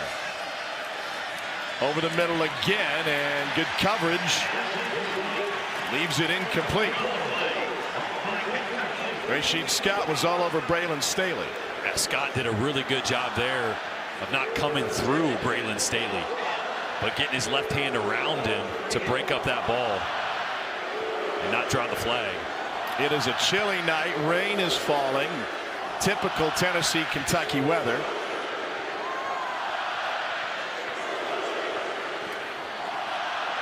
And a rivalry that began in 1893. Aguilar gets rid of it to the edge. They got an advantage. Here's Staley. Taken down inbounds. Volunteers have 1 timeout remaining. Under a minute to play and a half. Aguilar taking his time. 3rd down 2. To the ground game, and a first down run by Bishop.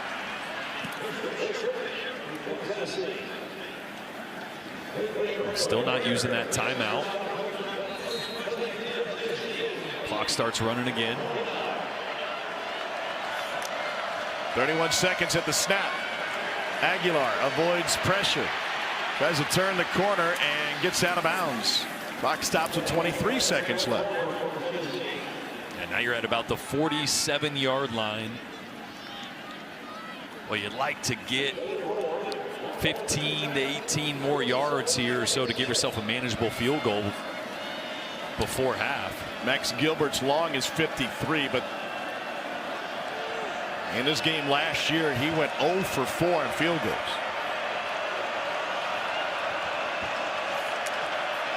Second and 6, 4-man rush. Swing out, incomplete. Trying to find Bishop. 19 seconds left and 3rd down.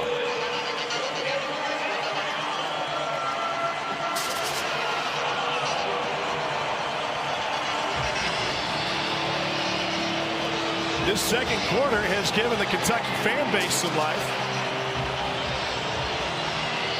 This game was on its way to Uglytown. Tennessee jumped out to a massive lead and had all the momentum. That's where you got to be really careful with the football. If you're Joey Aguilar, don't force it. On 3rd and 6, he fits it in to Ethan Davis for the first down. That's a great job. Again, still that timeout in your pocket. Closer to field goal range. I think you still need 7-8 yards at least to give you a 47, 48 yarder.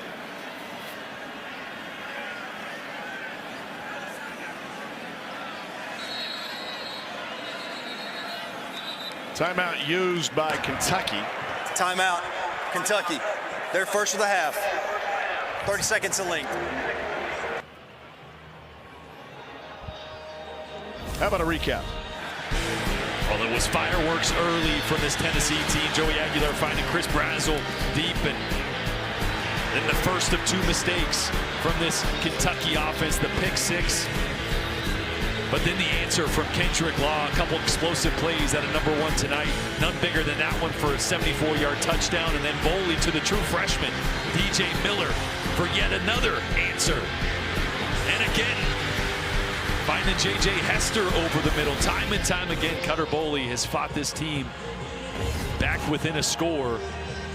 And now it's Joey Aguilar's turn here to try to pick up, again, like I said, 7-8 yards or so with a timeout in their pocket. Try to see if they can get a field goal here before half. Tennessee led this game 28-7 in a series that the Volunteers have dominated, having won 4 straight, 37-40.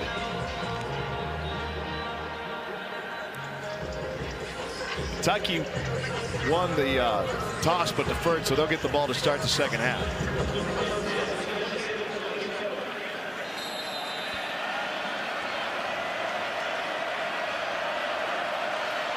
Aguilar 12 of 16. Lets it go. Caught! First down catch by Braylon Staley. 10 seconds left in the half. Volunteers have a timeout. They can also spike it. Or you could take a little shot to the end zone here if you want to throw a jump ball. Your guy or no one.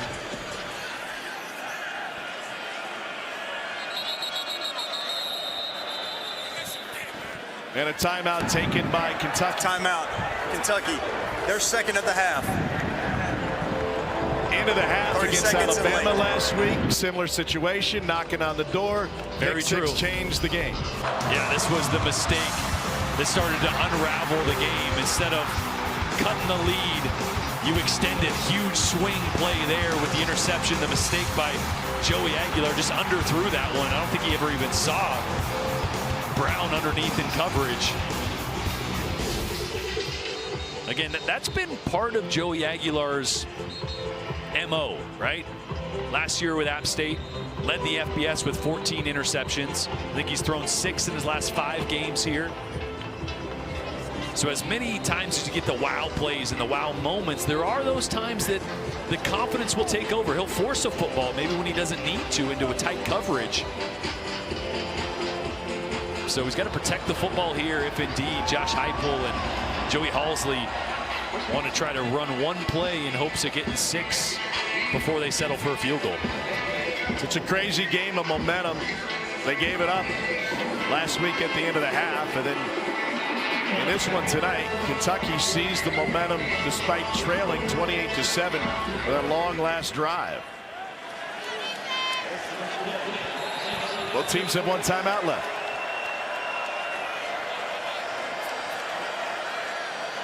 Kentucky overloads the left side. Aguilar has time to the end zone. Touchdown.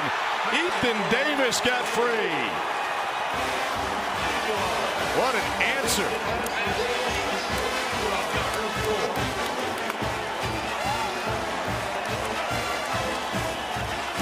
First touchdown for Ethan Davis. And it caps a 10-play, 75-yard drive. Well, a great strike from Joey Aguilar against zone coverage, but it was the play that set it up. Getting hit, finding Staley downfield, and then again, you got too high coverage.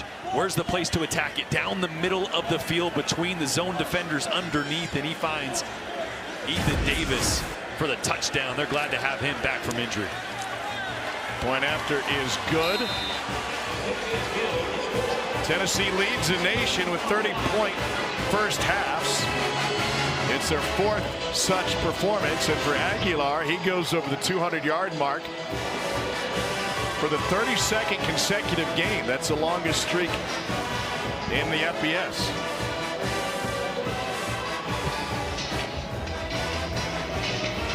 It was fun talking to Joey Halsley about the recruitment process. I'm going to put air quotes around that because in the chaos, in the chaos of Nico and the drama there leaving, He said he had one day to look at Joey Aguilar's tape and decide, is he the guy or not? Right.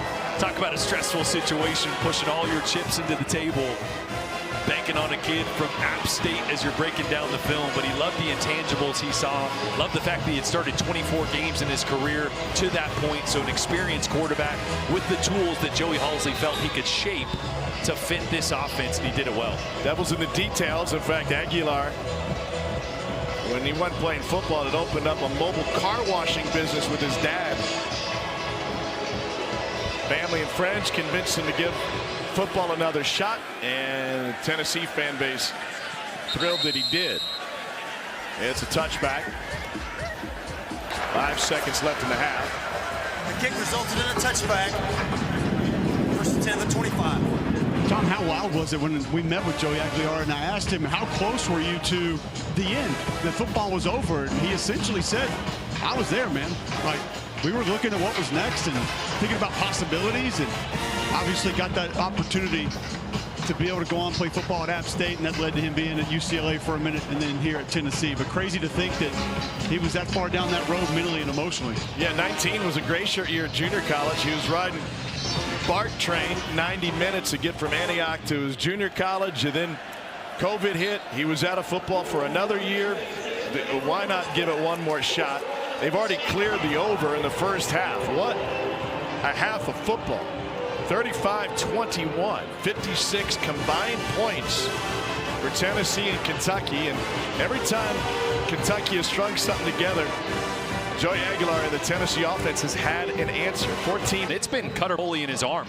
The one blemish was the interception, which really wasn't even a bad decision. It was just a better play by the Tennessee defenders. So I have a feeling this second half is going to go much like the first, blow for blow. Who then can get an interception, a fumble, a turnover in this second half? Because both these offenses look poised to pick up right where they left off in the first half.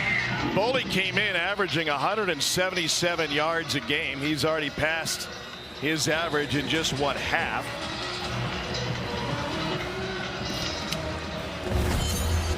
Big chunk of that coming on the 71-yard catch and run to Kendrick Law.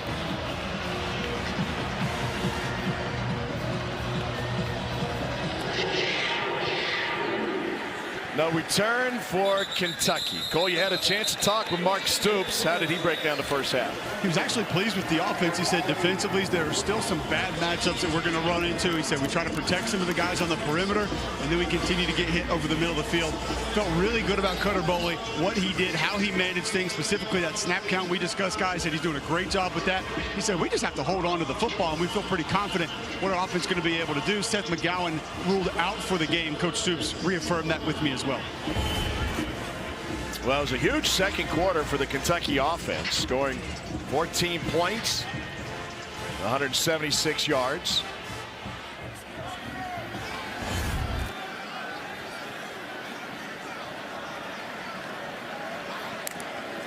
That was after 2 turnovers in the opening quarter. Here's a screen at Jason Patterson, and Tennessee defended it well.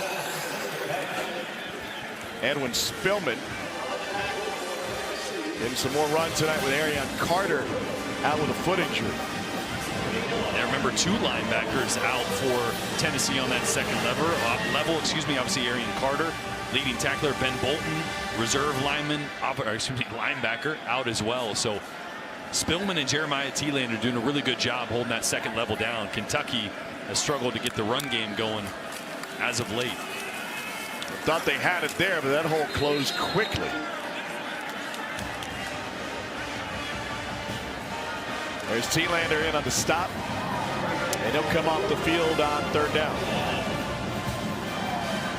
A lot of times we overhype halftime adjustments, right? Most of the time you just get in there, grab something to eat real quick, get some hydration, maybe talk to your coach, but who actually on defense is going to make an adjustment? Tennessee leaned on the pressure early, and Boley made them pay, playing a lot more coverage here to open the second half. 4-man rush. Boley gets out of the pocket on the run, completes it to Kendrick Law, who reverses field, somehow got out of the tackle and takes it inside the 40. It turns into a 32-yard gain for Law. it's a great job by Cutter Boley. He's going to get outside the pocket just a little bit as he's reading through this progression. And watch Jackson Moy. Whoop! See ya. God, the pump fake gets him every time. Does indeed. What an effort by Law, the Alabama transfer, who started his college career at Tuscaloosa as kind of a special teams guy, kick returner, hybrid type performer. Now he is wide receiver all the way. And he's over the century mark on just 2 catches tonight.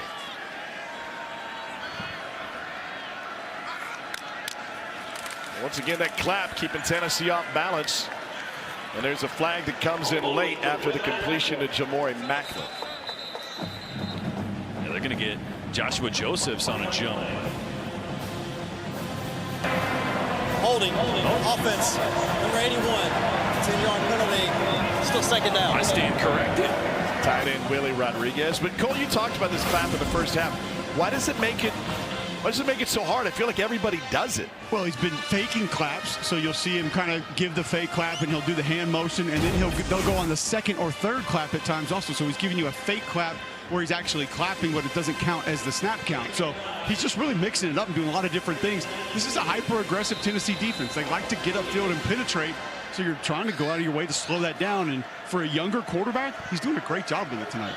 Oh, I did not see a hold on Willie Rodriguez. No, it might have been on Joshua Braun, but not on Rodriguez there. 2nd and 20. Boley weaves his way through and then goes down with a slide and took a hit. Slide started at the 43. Spillman came in on him. You can see Boley trying to get down here late. Spillman just goes over the top of him. That's another one where Boley had an opportunity to dump the ball down to Hardly Gilmore on a crossing route, completely unguarded. Still made a great decision to take off with his legs, but man, another opportunity to get the ball out of his hands instead of taking off and scrambling. They're down 14. Law in motion on a crosser. They jump it out to Patterson. That is well defended. Had nowhere to go. Tennessee seems to be hyper vigilant when it comes to the Kentucky screen game, even when they don't run it. Yeah, you know that's going to be a plan for Kentucky on offense, whether it's a screen to the running backs or getting Kendrick Law involved in a screen. Utley that time just read it the entire way. It's always a fine balance for the offensive lineman because you know you got to get out, but you also don't want to just let that guy run by you because then it allows the defense to read it the whole way, and it's going to be a punt for Kentucky on their opening drive. Carter signaled fair catch. That one sailed all the way over the cheerleaders. We'll see where they mark that one. Joey Aguilar going back to work. Tennessee with a 2-touchdown lead.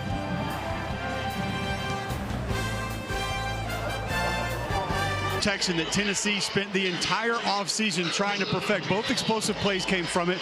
You'll get a pulling guard. He's got to worry about anything coming off the edge right there. So a lot of space he has to close up on. And then center Sam Pendleton's going to close down both of these gaps with his left tackle. So they have to squeeze both of those gaps. Penetration easy to leak through there. Doesn't on this play. They do an excellent job protecting, but you can see that pulling guard, all the space he has to create there, and then closing those 2 gaps. Very difficult for a defense that's aggressive, either blitzing or slanting into that. Tennessee's done a great job with it tonight, but getting 2 explosives off of it, guys. Definitely high risk, high reward. You can steal eyes, but also, like Cole pointed out, easy to open up gaps to allow penetration for the defense. Completion on the perimeter to Matthews as Aguilar threads the needle. Leaves 2nd down 2. Pressure from the edge. Aguilar lets it go deep again. This time left sideline. Caught. Touchdown. Matthews. 62 yards. To Joey Aguilar and Hendon Hooker back there.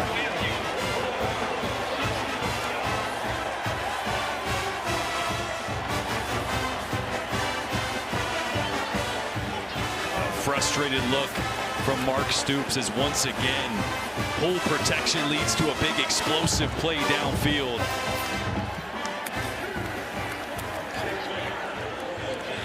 The run action, shot plays have been money for Tennessee tonight. Here's Max Gilbert. And it's a 21-point lead for the second time tonight for Tennessee. But watch the run action. Not that guy. This guy actually going to get the pull. It's going to get these defenders to step up, and then it's Aguilar's eyes that are going to move the safety. And then he knows he's got one-on-one coverage backside to Mike Matthews, and that's about as far as Joey can throw it. He goes one-on-one. I'm just going to throw it down there. Mike's going to make a play. Did you just drop a vision cone on the telestrator? I did. I feel like that was a high-level draw there. A lot was going on, but it was the run action to suck up those second-level players, and then Joey knowing I got to move that high safety to one side because I want to work my one-on-one backside to Mike Matthews. And 4 throws of 20-plus tonight, and that's significant because against Alabama last week, they didn't even attempt one of 20-plus downfield. Alabama playing a lot of soft coverage, couldn't hit those explosive plays downfield. And tonight, they got it in spades.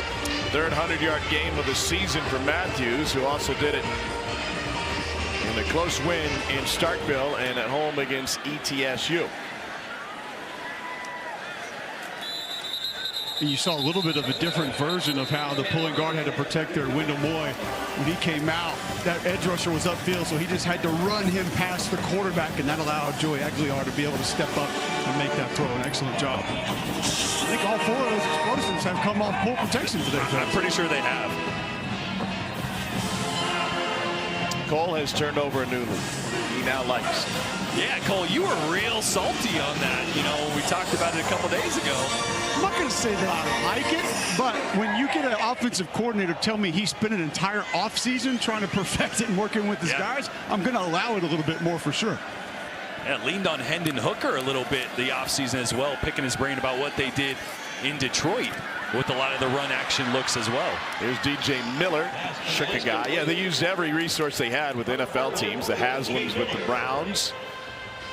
Dustin Colquitt has spent forever with the Chiefs, now on the staff of Tennessee, and Hendon Hooker with the Lions. I'm more impressed that there's not a Colquitt punting for Tennessee. Probably another one coming. They punt in their onesies in that family. Straight ahead after the window dressing, and Dowdell picks up a first down. Well, Kentucky's defense has had a hard time slowing down Tennessee tonight, but the offense has found another gear. Yeah, the variation, I think, has been fantastic. Bush Hampton's done a great job of setting plays up. I said this in the week. I felt the offense was a little disjointed because it felt like they wanted to run the football at a 12 personnel, heavy sets, and then they'd get 4 and 5 wide to help Cutter out. This week, a lot more cohesiveness between the run, the pass.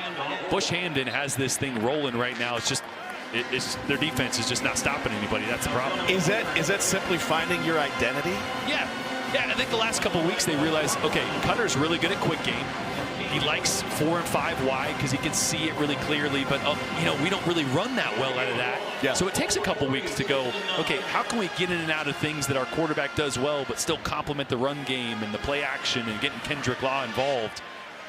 Offense is complicated. Sometimes it takes a few weeks to get a game plan together that you feel really good about when you got a new quarterback. Right, here's Patterson. And remember, not just a new quarterback, but new quarterback in season, because they went in the portal. They got Zach Calzada. They thought they're getting one thing. Calzada gets injured. Boley gets pressed into action, and then it's a matter of getting to the bye week to figure out, hey, let's self-scout. What is he and what are we best at? And then last week against Texas, in nearly 400 yards of offense and 26 first downs. And Cole asked Mark Stoops, he said, you don't really look like the Kentucky teams of old, getting away from some of your black and blue identity. He said, if we get 26 first downs, I don't care how we do it. Double pass coming. Law lets it fly, and he was juiced up for that one. Overshot Willie Rodriguez by 15 yards. That's what a 400-pound bencher will do, a wide receiver, trying to throw the ball. Well, this is one that in practice, they're probably stressing, get this off as soon as possible because this guy's going to come up. You got this guy running downfield, but watch how much time Kendrick Law has. He's got all day. If he just waited a second, you're going to get your tight end downfield a little bit further and just overthrows Willie Rodriguez on a great play call that had him for a touchdown.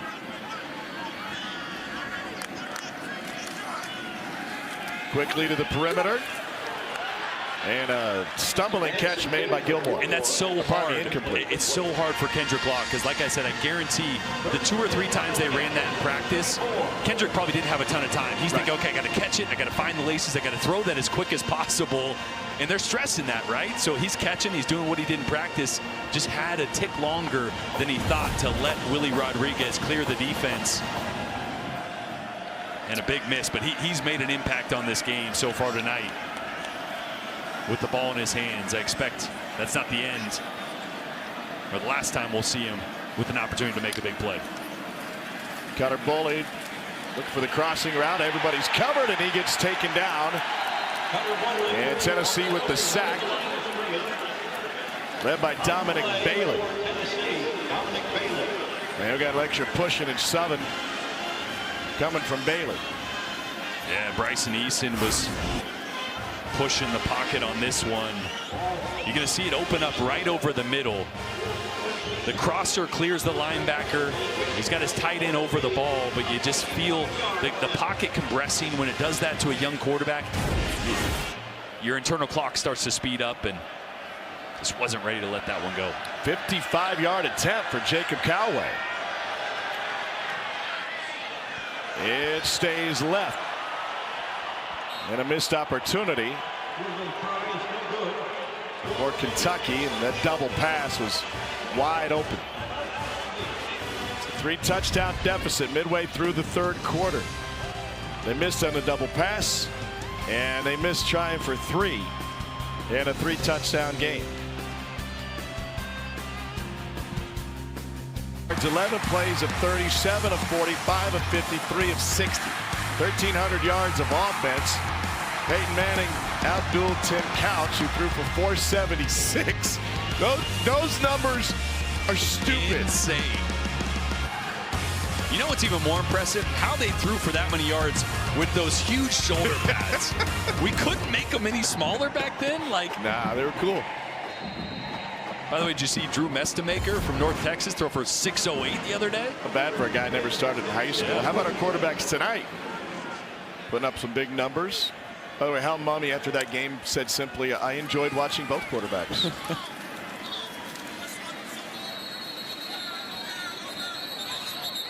It's pretty crazy. Kentucky said the ball came out, and they came out of there with it. The officials disagreed. They need a break like that. It was Jordan Lovett who picked it up. Well, now 2nd and 7. There's a pulling guard. Aguilar going deep down the right side. Another big play. It's Chris Brazzell the second with a 51-yard catch. Boy, this is just a great job by Chris Brazzell. Initially, he's going to get pushed to the sideline by the cornerback. Does a great job of what we call stacking the defender to get back on top and give Joey Aguilar room to throw that to the middle of the field or back to the inside. Aguilar fires back to the end zone.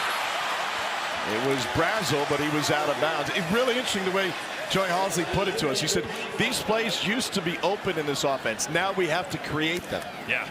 Again, pull protection, right? So getting heavy, getting the defense worried about the run, those safeties' eyes in the backfield, and then nobody's helping over the top for these receivers running downfield. And I can't stress enough that was something they didn't do well last year with Nico, is complete those big-time throws to the perimeter downfield. Peyton Lewis breaks free, and then a stiff arm. And he's out of bounds at the 4. Joey Aguilar has really added that element back into this offense, along with some of the scheme changes that we've been hitting on so far tonight. at length because it's been such a big part of the 42 points they have and looking to add on to here. Ryan Nichols was injured on coverage, and he limped his way back to the Kentucky sideline. Ryan Nichols shaken up.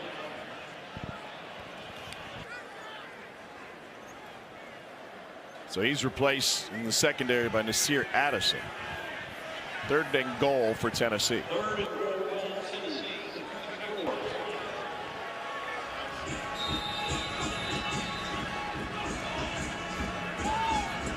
330 pass yards tonight for Tennessee, just 38 rush yards. Haven't really needed the run game.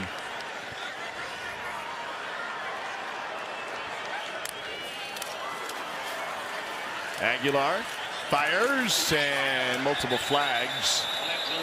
It was Addison on the coverage, trying to fire it into Mike Matthews. Addison just entered the game after Nichols got injured. Yeah, he's back from injury. Pass, holding, defense, number 21. Half the distance to the goal, automatic first down. Yeah, Nasir Addison back in the lineup, back from injury, kind of that 3rd corner tonight. It's always physical down on the goal line. Misses on the jam, wraps up Mike Matthews, and then was all over his back as Joey Aguilar tried to squeeze this one in there. Good call. .73 yards of penalties. Tennessee's straight ahead run game, and they plow their way in. It's Peyton Lewis with the touchdown run.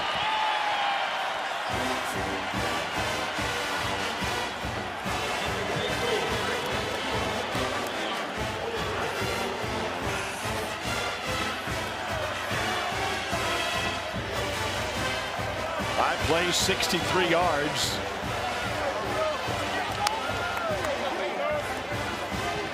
Tennessee's big play offense has opened a can tonight. A can of all of it.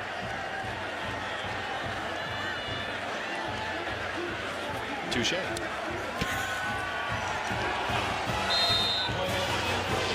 Extra point is good. They're nearly halfway to 100. It's the explosive plays, right? Watch the route on the outside by Brazel. He's going to get pushed towards the sideline, excuse me, by J.Q. Hardaway. Then he gets back on top. That's stacking the receiver. So it allows Aguilar to throw to the outside or to the inside. It's a great friendly route by Brazel. Great throw by Aguilar. And just the physicality at the point of attack here to finish it off from this Tennessee offensive line. Boy, there was, what, 2 or 3 drives there after the opening drive where they stalled out a little bit, and then just, they've been lights out. Unstoppable since that point. On to 49 points, and we still got a lot of football left. That's Jason Pendleton. He's Sam Pendleton's dad. His son has started all 8 games at center. It hasn't allowed a sack. Coming in 939 career snaps. More importantly, might be wife April next to him, Tom, who Mr. Pendleton said where all of his athletic ability came from. And this is Sam Pendleton's face mask that he uses. That's his dad on the left. He did note the photograph is in color. Yes. Not high definition, but it is color. When we saw him last night at the team hotel and told us that Sam does that, just that's who he is. He said he's kind of an old soul, a guy that just loves throwbacks, and did that to kind of honor his dad on his own. They run a cattle farm over in Pilot Mountain, North Carolina. Let's get to the studio. Here's Dari.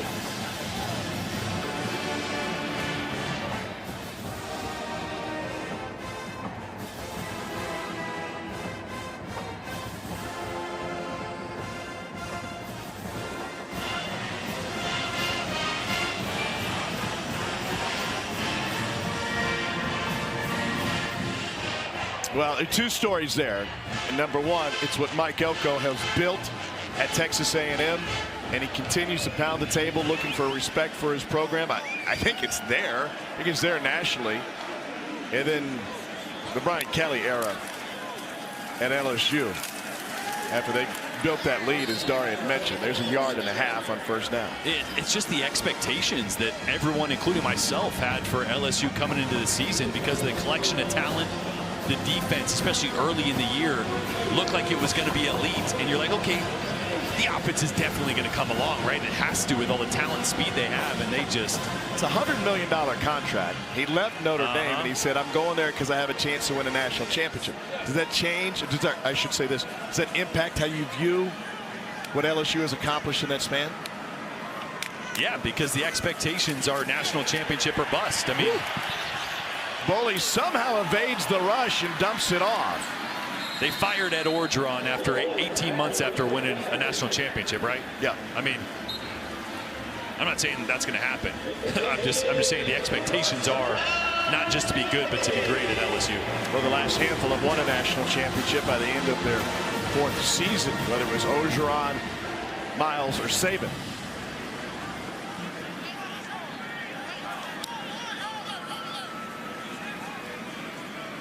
Orgeron doing the media rounds now. He's trying to get back into it, man. Boley dumps it off and tried to go Mahomes there over the head of Patterson. You know, that buyout money only lasts so long, and then you feel like... I could make 18 last a little while longer. You think? Yeah, probably. You seen Coach Ono spends a lot of time at the beach, man. It's a lot of pina coladas. Said he just sold that condo, though. So he's got to move out in January, I think. Buy a lot of Roback hoodies, wouldn't it? I believe he told Andy Staples and Ari Wasserman that the other day. Okay. Bo Kublik, noted podcast listener. Second Noted 10. podcaster. Yeah, how does he have time? As Dowdell picks up a yard. All right, so we noted this earlier. Tennessee, sub 20% chance to make it to the playoff coming into this game. They went out, which, by the way, you still got Oklahoma. You still got a Vandy team that is top 5 on Monday afternoon. Might be. Yeah, the road doesn't get easy starting with Oklahoma next week. Even though they lost today, that defense is elite. 5-man rush. Boley corks it deep down the sideline, and it's a flag down after it went through the hands of DJ Miller. Working on Ty Redmond.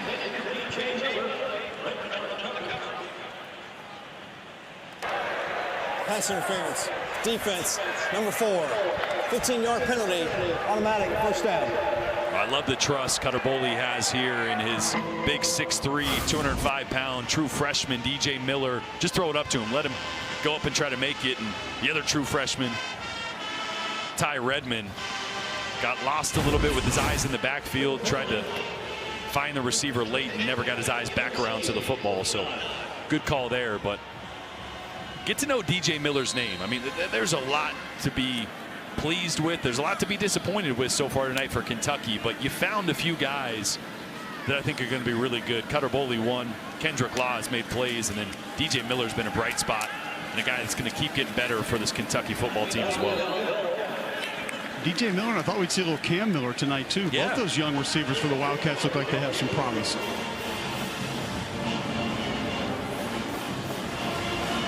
$85 yards to DJ Miller tonight.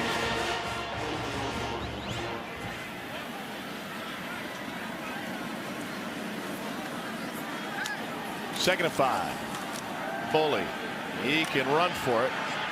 He slid early. He did the same thing against Texas. Remember, you're down where your slide begins. And so that's a yard short of the first down.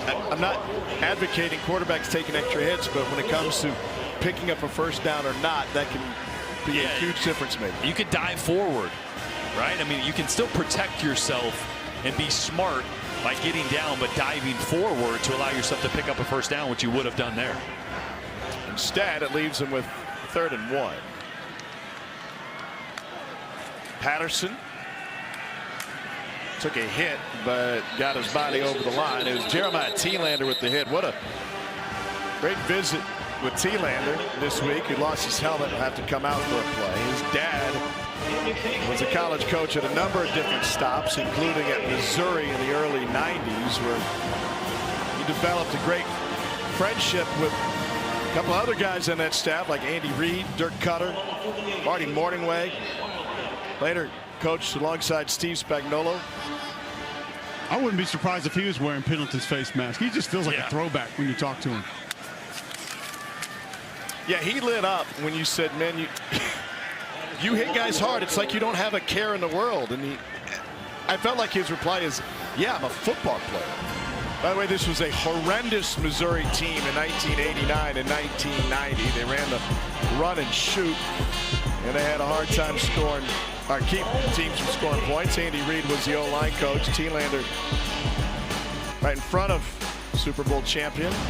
Is that Randy Johnson in the back middle right there? Could have been, could have been. Thielander just, I said, you have zero regard for your body. Like, you just don't care, do you? He goes, no. I see ball carrier, I throw my body however I need to. Collisions. He's fun to watch, man. You see that helmet's got all those black marks on it from just throwing his body out there. Played at Gainesville High School in Georgia.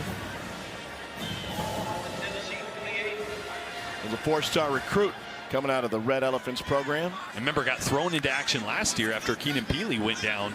Ended up starting 8 games, but thrown into the fire quickly and matured very quickly as well. Boley lets it go to the end zone. Caught in the near corner by DJ Miller. Touchdown, Kentucky.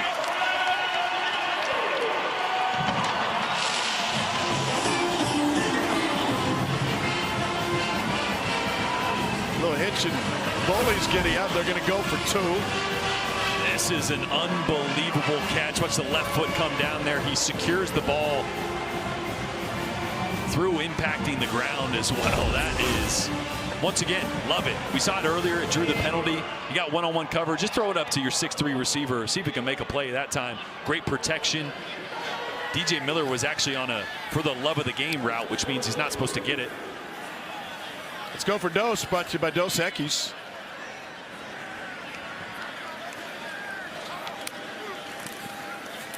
Boley rolling. Oh, took a shot. Jaden Perlotti, a freshman out of Buford High School outside of Atlanta, stops him on the 2-point try. Boley's thrown for 4 touchdowns tonight. 291 yards through the air.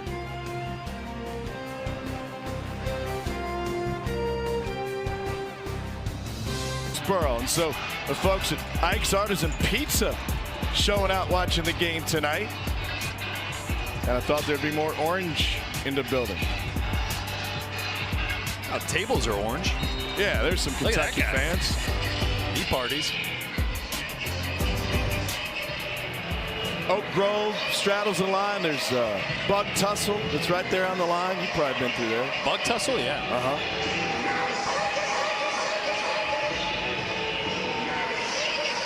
You got a great spa there. Hey, breaking news, it's not a spa.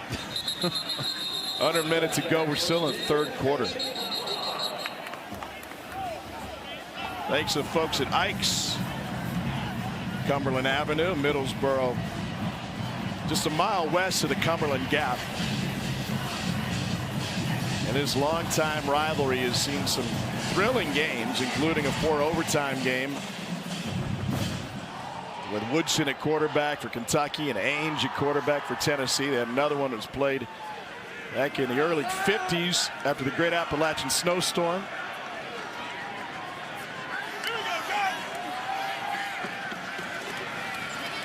And Tennessee uses Deshaun Bishop, former Carnes Beaver, to gnaw his way to a half a yard. You know, this up-tempo offense for Tennessee isn't really built to get into what we call 4-minute offense, slow things down, take time off the clock. I was just about to say I wouldn't be surprised if they keep pressing the issue here. It's just kind of how they operate. They got one speed. Go score. I understand that. The thing that I would be worried about is not just the value of Aguilar, but also 3 wide receivers who play more snaps as a trio than anybody else in the SEC. If I were Josh Heupel, I think I would love the opportunity, and maybe it's to start the 4th quarter to get them off their feet. Aguilar on the post completes another big one. This is Staley, and Staley trying to outrun everybody. Looking around to see where the traffic was. Picks up 56. Well, you had a blitz by Kentucky. They ended up bringing 6, which means you got one high safety and man coverage across the board, and Aguilar did a great job of attacking the slot defender there in space. To the fourth quarter we go. Finally. Tennessee is up 22. They've had 5 completions tonight of 35 yards plus, and Joey Aguilar is already thrown for 386. You won't believe what's going to happen in the fourth.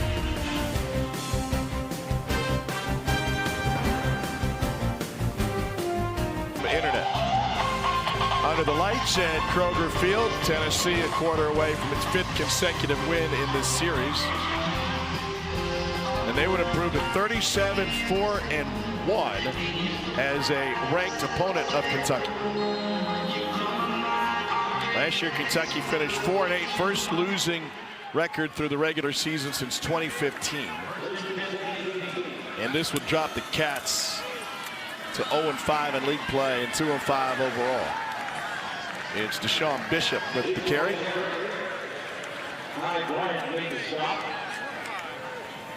Boy, how good has Deshaun Bishop been this year? You just thought there was no way when Dylan Sampson left that you weren't going to take a step back at that position, right? I'm not so sure you have. From a guy that was a former preferred walk-on, put on scholarship in January, the patience and the explosiveness that he displays, it's been a bright spot and a pleasant surprise. And here he is, another first down carry. He had over 8,300 yards with Carnes High School. 3rd most in Tennessee high school history. Back-to-back 5A Mr. Football Awards. How many years? 8,347 yards. I think that was 4 seasons. I didn't know if he started as like a 7th grader, maybe. You know, the thing is, George, his junior year, he went for 3,100 yards, Cole. That's a lot. Wow. Thank you, Tom, for the clarification that that's a lot of rushing yards in the season, though, because I was curious. I thought you were going to ask Jordan something. Play clock at 3. Here he is, straight ahead, and a touchdown run for Deshaun Bishop. Bishop beats Wildcat, and it's a 5-yard plunge. Tennessee's halfway to 100.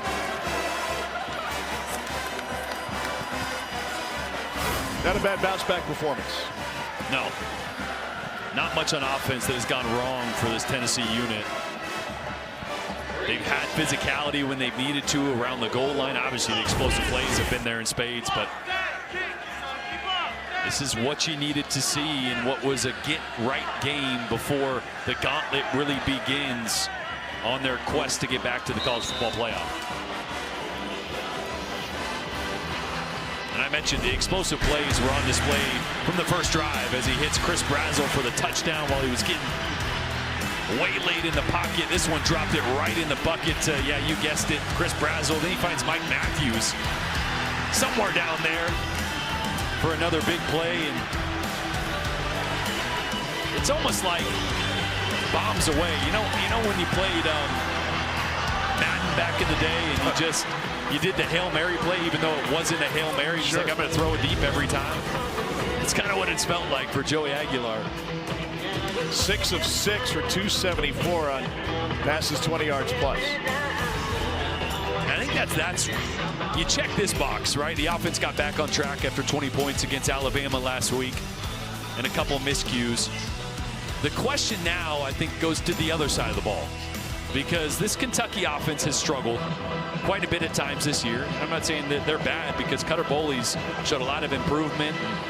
They're going to be really good as the year progresses, but this defense, is it playoff caliber? Because it was last year. It was elite. They leaned on it when they needed to. As good as the offense is, you're going to need some complementary football against Oklahoma, against Vandy.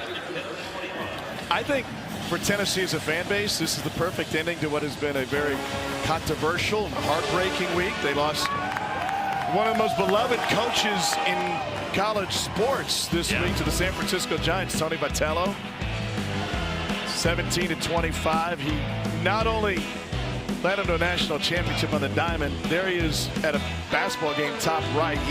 He's a huge Tennessee sports fan. And when they won it all, there was Rick Barnes and Josh Heupel made the trip to Omaha. They had a big decision to make. Congratulations to Josh Elander, one of the best hitting coaches, if not the best in college baseball. Takes over for Vitello. Is going to take his talents to the Bay to work for Buster Posey. There is a comp, and I don't, certainly not one for one, but in terms of accomplishing greatness and turning a program around as Vitello did, there wasn't much going well in the Tennessee athletic department when he showed up on Rocky Top. And then leaves for the pro game, the first college head coach to do that since Dick Hauser left Florida State to go to George Steinbrenner's Yankees in 1980. There's a Rick Pitino comp to be made. Pitino left here, won it all in '96, and then went to the Celtics. What was his dream job? I don't think the Giants were Tony's dream job, but nonetheless, he's getting a crack at the big leagues. I'm just excited to see he and Drew Gilbert in the same dugout. Isn't it funny that the Tennessee baseball program was getting criticized for the props and the pimp coat and everything else they did, and now everybody in the big leagues does it? Well, and everybody wanted to go play for that because it was fun, and he let the guys have a personality, and he let them actually go out and have a little bit of fun when they were playing baseball, which is a game. And I think it fed off of his teams. Guys that could pound the baseball wanted to go play for him. Like you said, Tommy turned that program around and made them must-see baseball. Huge fan of Tennessee sports. A couple years ago for the Tennessee-Kentucky basketball game, he was supposed to fly up with a donor, but he had a surgical procedure. He couldn't get on a plane, so he said, yeah, I jumped in the car and wasn't going to miss it. It's set adjacent to Rick Barnes' bench. They're going to miss him in Knoxville, but Elander will keep that recruiting class together. Boley over the middle.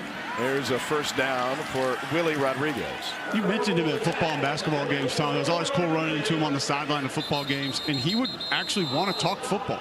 He would ask questions about scheme and ask questions about personnel. We think that guy on the other team, how are we going to slow him down today? How are we going to deal with that guy? It was always a pleasure to speak to on the sideline as well. Willie Rodriguez injured on the completion in the first down. That'll stop the clock and send us to a break. Hope Willie is all right. He's frustrated.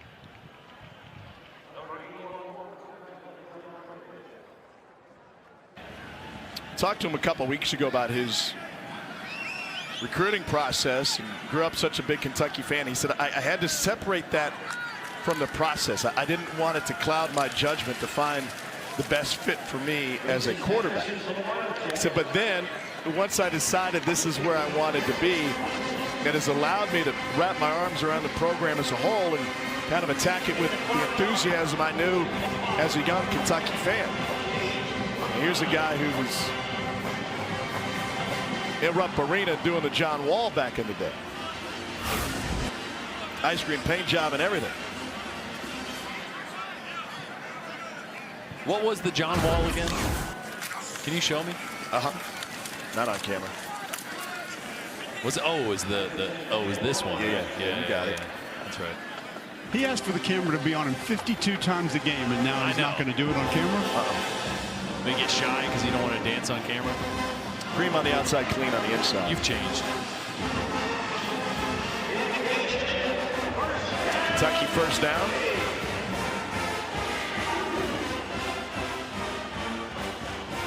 Cats go to Auburn next week. If you didn't like our show tonight, just wait 7 more days. And Florida comes here the week after. They close with a couple of ranked opponents at Vandy and at Louisville. And Louisville is in a tussle with Boston College. Ooh, that was a big hit.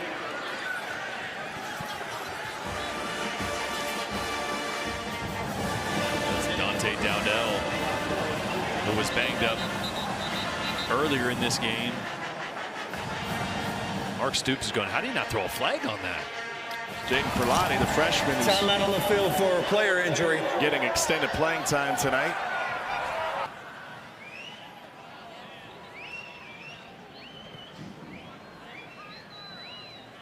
You know, that wasn't targeting, was it? I think that's what he's talking about. It definitely would be a defenseless receiver if he had focus on the ball. Let's see where his eyes are. No, not targeting. No. Good clean hit, just a hair late. Probably just knocked the wind out of him. Got a shoulder right to the stomach.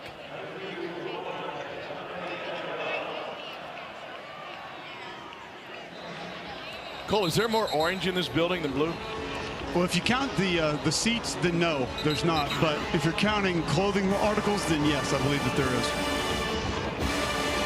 Talk with folks around the program today, not the football program, but those surrounding it. They said, you know, that guy's got to be cold. It's the enthusiasm just wasn't there because of the 2 losses already this season. You think back to how high the expectations were going into that Georgia game, the opportunities they had against Alabama. There will be plenty of teams that fall by the wayside when it comes to the college football playoff that are in front of Tennessee in terms of pecking order right now. Think about teams like Miami and Iowa State last year, just to name a couple. And some will be unexpected, some you can see coming. As long as you continue to win, Josh Heupel's right there to return to the CFP. No doubt. The middle pack of the SEC, you know, teams 3 or 4 through 8 or 9 is just a massive question mark. I mean, there's so many teams that could still make a run that have shown signs of being elite. So many one-loss teams. Obviously, Missouri losing today. Some of those teams you could pick off one trying to make a run. Yeah, no doubt. 4-man rush. Boley goes back across the grain.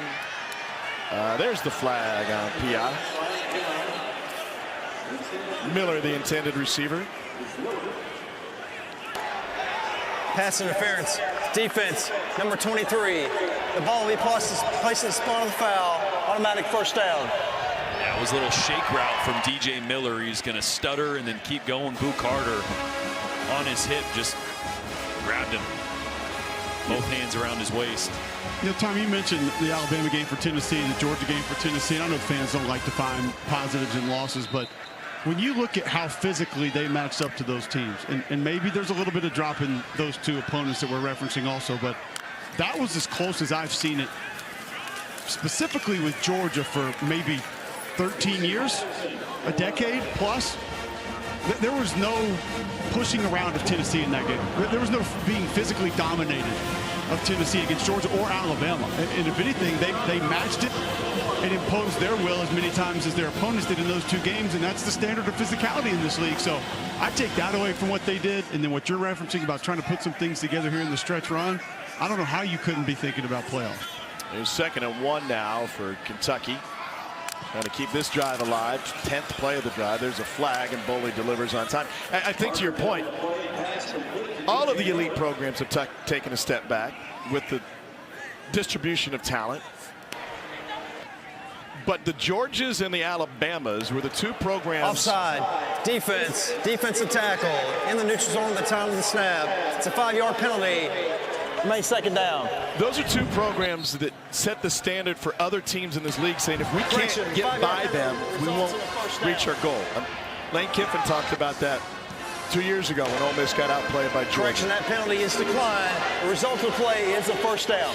You could argue that Georgia defensively is what made Josh Heupel go back to the drawing board and reinvent who they are offensively to try and be more physical.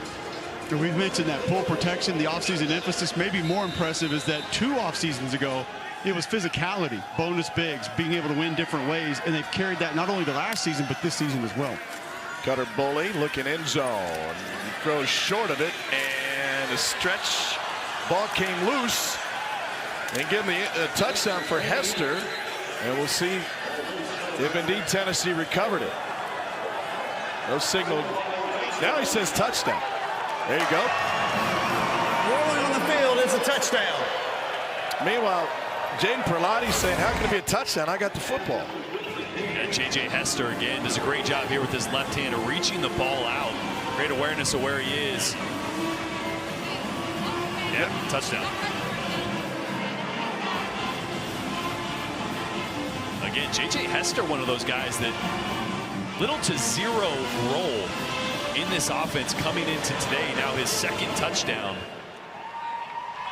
of the game. Fourth or fifth reception. Four-star recruit out of Booker T. Washington in Tulsa, started at Missouri a couple of years, beset by injuries, and then same thing at Oklahoma. Kentucky's put up 34 points, and they're not even close. Now, on we roll. 8:12 to go in this one, and Tennessee's goals still in front.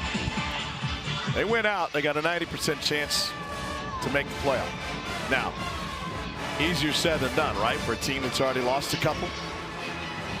I believe they'll be favored in every game from here on out because Vanderbilt is at home. That is snapshot as of today. Go on the road to Gainesville with an interim coach. I mean, Oklahoma and Florida are sneaky, though. Oklahoma's defense is elite, and the way Tennessee defensively is giving up explosive plays, John Mateer is going to be able to exploit that as well. So that's going to be a massive matchup next week for Josh Heupel's former squad. So can they, is this Tennessee offense good enough that they can win shootouts? Yes. Oh, yeah, definitely. Okay. I'm going to follow up what Jordan's saying, though, about the defense. That would have been my concern. My hot take for the Tennessee schedule the rest of the way through would be, outside of Vanderbilt, Florida would be the most difficult game left. One, in the swamp. Two, that's a team, when they find it, now granted, it's been hot and cold off and on, when they find the run game, they can control the pace of the game. Yeah. And they can keep that Tennessee offense off the field. This is also a north-south penetrating defense. The zone scheme that Florida runs with the misdirection, it's perfect to offset that. Now, sometimes it just doesn't go, and you have the right recipe for it, but that, to me, would be the biggest concern before Vanderbilt on this schedule because Oklahoma can't block, and Tennessee has defensive linemen that can get to the quarterback and stuff the run. Anybody surprised Joey Aguilar's still in the game? Yes. I am. 22-point game, 3 scores, 8 minutes left. Maybe you're thinking this is the last drive, but maybe that shows you that they're not really trusting the defense to be able to stop Kentucky when they touch. But again, it's still a 3-score game. Remember one of Kentucky's best drives, 8 minutes. That 16-play, 96-yard drive took 8:38 off the clock. Stark Thomas is getting some run here. The product out of Homer, Louisiana. Played at Duke and New Mexico State. He was second team CUSA, playing alongside a guy named Pavia at New Mexico State. Good thing that guy got an extra year, huh? Yeah. Similar concerns with that game when you think about it. Vanderbilt loves to control the pace, tempo of games, can keep your offense off the field, put defenders in conflict. That's setting up to be a literal play-in game. Yep. Remember that Pavia rule is the reason Aguilar got another. So how do we break down who won? We love to do this in baseball, especially. Who won the trade between Tennessee and UCLA? I don't think it's close. No. Not even close. I mean, especially now, it doesn't look like Nico's going to be available maybe for much more of the season. So just by that, you would say Tennessee. But the downfield passing last year was just not good at all. Creating explosives by pushing the ball downfield was really absent, especially in their biggest games, because of some inaccuracies from Nico himself, not because there weren't opportunities. Here's Matthews with the catch. You see a performance like you did from Joey Aguilar today, that gives you hope. But even beginning the season or earlier in the season, Georgia, I mean, those quote-unquote underthrows that he was just giving his guys opportunities downfield to make plays. That's been the biggest impact, I think, immediately that Aguilar has made in this offense, in this system. the ability to be consistent in those throws downfield, and it really unlocks everything. The run game, the perimeter throws, the space on the perimeter when now teams got to back up and give you space at the line of scrimmage. He threw for 371 against Georgia on 24 completions. He tied Peyton the best passing game in Tennessee history against Georgia. First down run to convert the 3rd and short by Deshaun Bishop.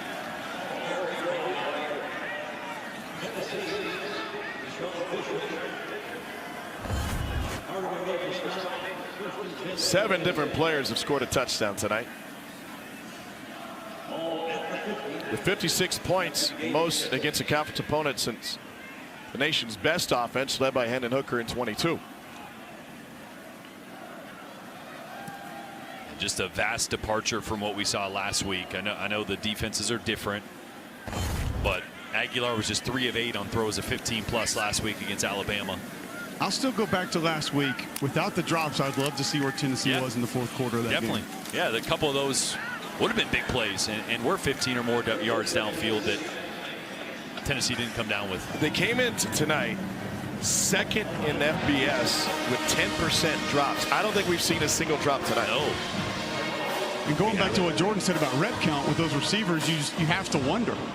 It's similar to what we said with the Ole Miss defense last week, that D tackles, D linemen have been on the field so much. At some point, are you just wearing down physically? And did that play into it? Well, Rodarius Jackson, the freshman from Memphis, getting some run here late in this one. He's a guy that they want to be able to develop into a guy that can be a 3 and spell, one of the top 3 guys at times. Cole, when we first saw this Josh Heupel offense when he was at Missouri, they would save legs by the offside not even running routes. And then if you ran a 50-yard route, you would just cross the sideline and come out of the game. The next guy would run out there and replace the sideline. Yeah. I mean, I remember we did that game, and Andre Ware was just dumbfounded at the fact that backside receivers on plays would not come off the ball. Yeah, they would just stand there. It was crazy to see. And Andre ran the run and shoot. Like, he won a Heisman playing in a similar style tempo offense. Did you hear Andre's humble brag last night? No, I missed it. He was going off on guys that were quitting. I saw that. Yeah, but Merklinger threw for 600, and he was asked by the guys in the studio if he ever threw for 600 yards, and he laughed. I kind of didn't know exactly where it was going, and he said, I did throw for 500 and a half, and I didn't play in the second half. Jeez. People forget. It's a great job by Star Thomas here. He's actually going to land on Wendell Moy. Wendell Moy right there. He may have made the block party right there. Yeah, he probably did. Gracious. He's what, 7-8 yards downfield? Easily. Talked to Glenn Ellerby about him too. He said he has been just an awesome addition to this room. Said came in really quiet when they got there, but the leadership has just skyrocketed almost weekly that he's been a part of this team. A guy they lean on now. Just a massive piece of that offensive line in this offense. Well, we talk versatility all the time in college football, but the versatility to split time between right guard and left guard is what allowed them to finally get David Sanders, a healthy David Sanders, on the field as he started. Absolutely. And Sam Pendleton coming in and moving to center, because he kind of toyed with that at Notre Dame, but was never the full-time center. They didn't know if he was necessarily going to be able to do it. And it was funny talking to his dad. He said, I've been telling him since he was 8 years old, you need to be center. And he said, no, I'm a tackle. I'm a tackle. Obviously now pretty good center. 56-point evening for Tennessee. And when we come back, it'll be the 10th play of the drive.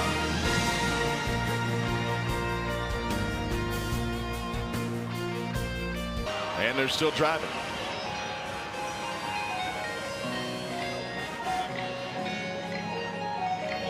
Second and 3 coming up.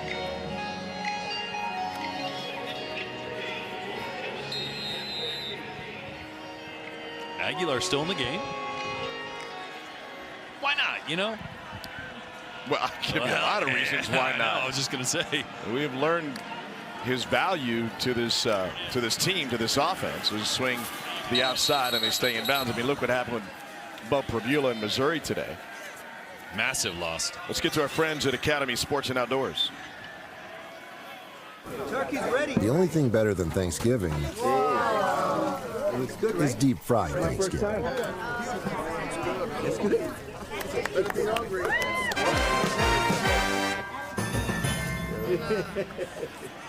You ever deep fry your turkey? My dad used to all the time. It's the best way to do it. I don't touch it. I don't barbecue. I don't cook, man. Interesting.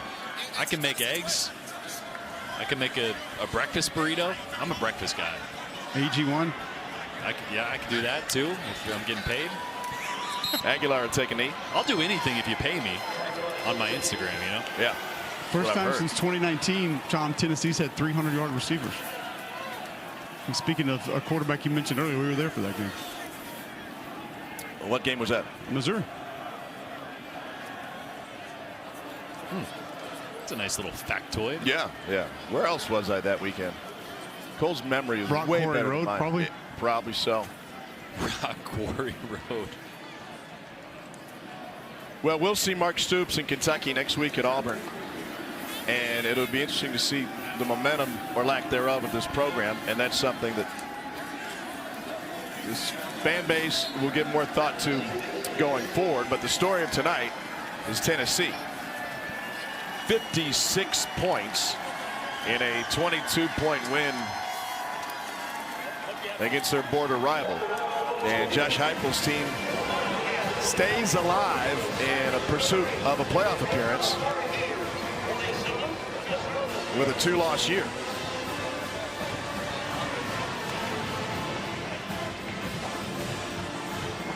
Joey Aguilar goes for 396 and 3 touchdowns. Josh Heupel was not happy with the offense, with the defense in the first half. They hold the Cats at 13 in the second half. Let's see if his mood has changed. He's with Cole. Coach, you have to be pleased with the bounce back on offense, what you were able to put up against a pretty good Kentucky defense tonight. Yeah, they are a good defense. You know, we were able to stretch the field vertically tonight, make some plays, and there's some things that didn't like that weren't super clean early, but a good night for the guys in orange, and we'll take it on the road. Based on what you saw tonight, I know you were frustrated with the defense at halftime. What will be your focal point heading into this week? And, you know, we just give 2 big plays up early in the football game. You know, man-to-man, bad eyes, and we don't fit a perimeter screen, which is just another form of run game. You know, there were some positives too, turnovers that created momentum, changed the way the game was played early. Got to get some guys back healthy, and obviously another big one in the league next week.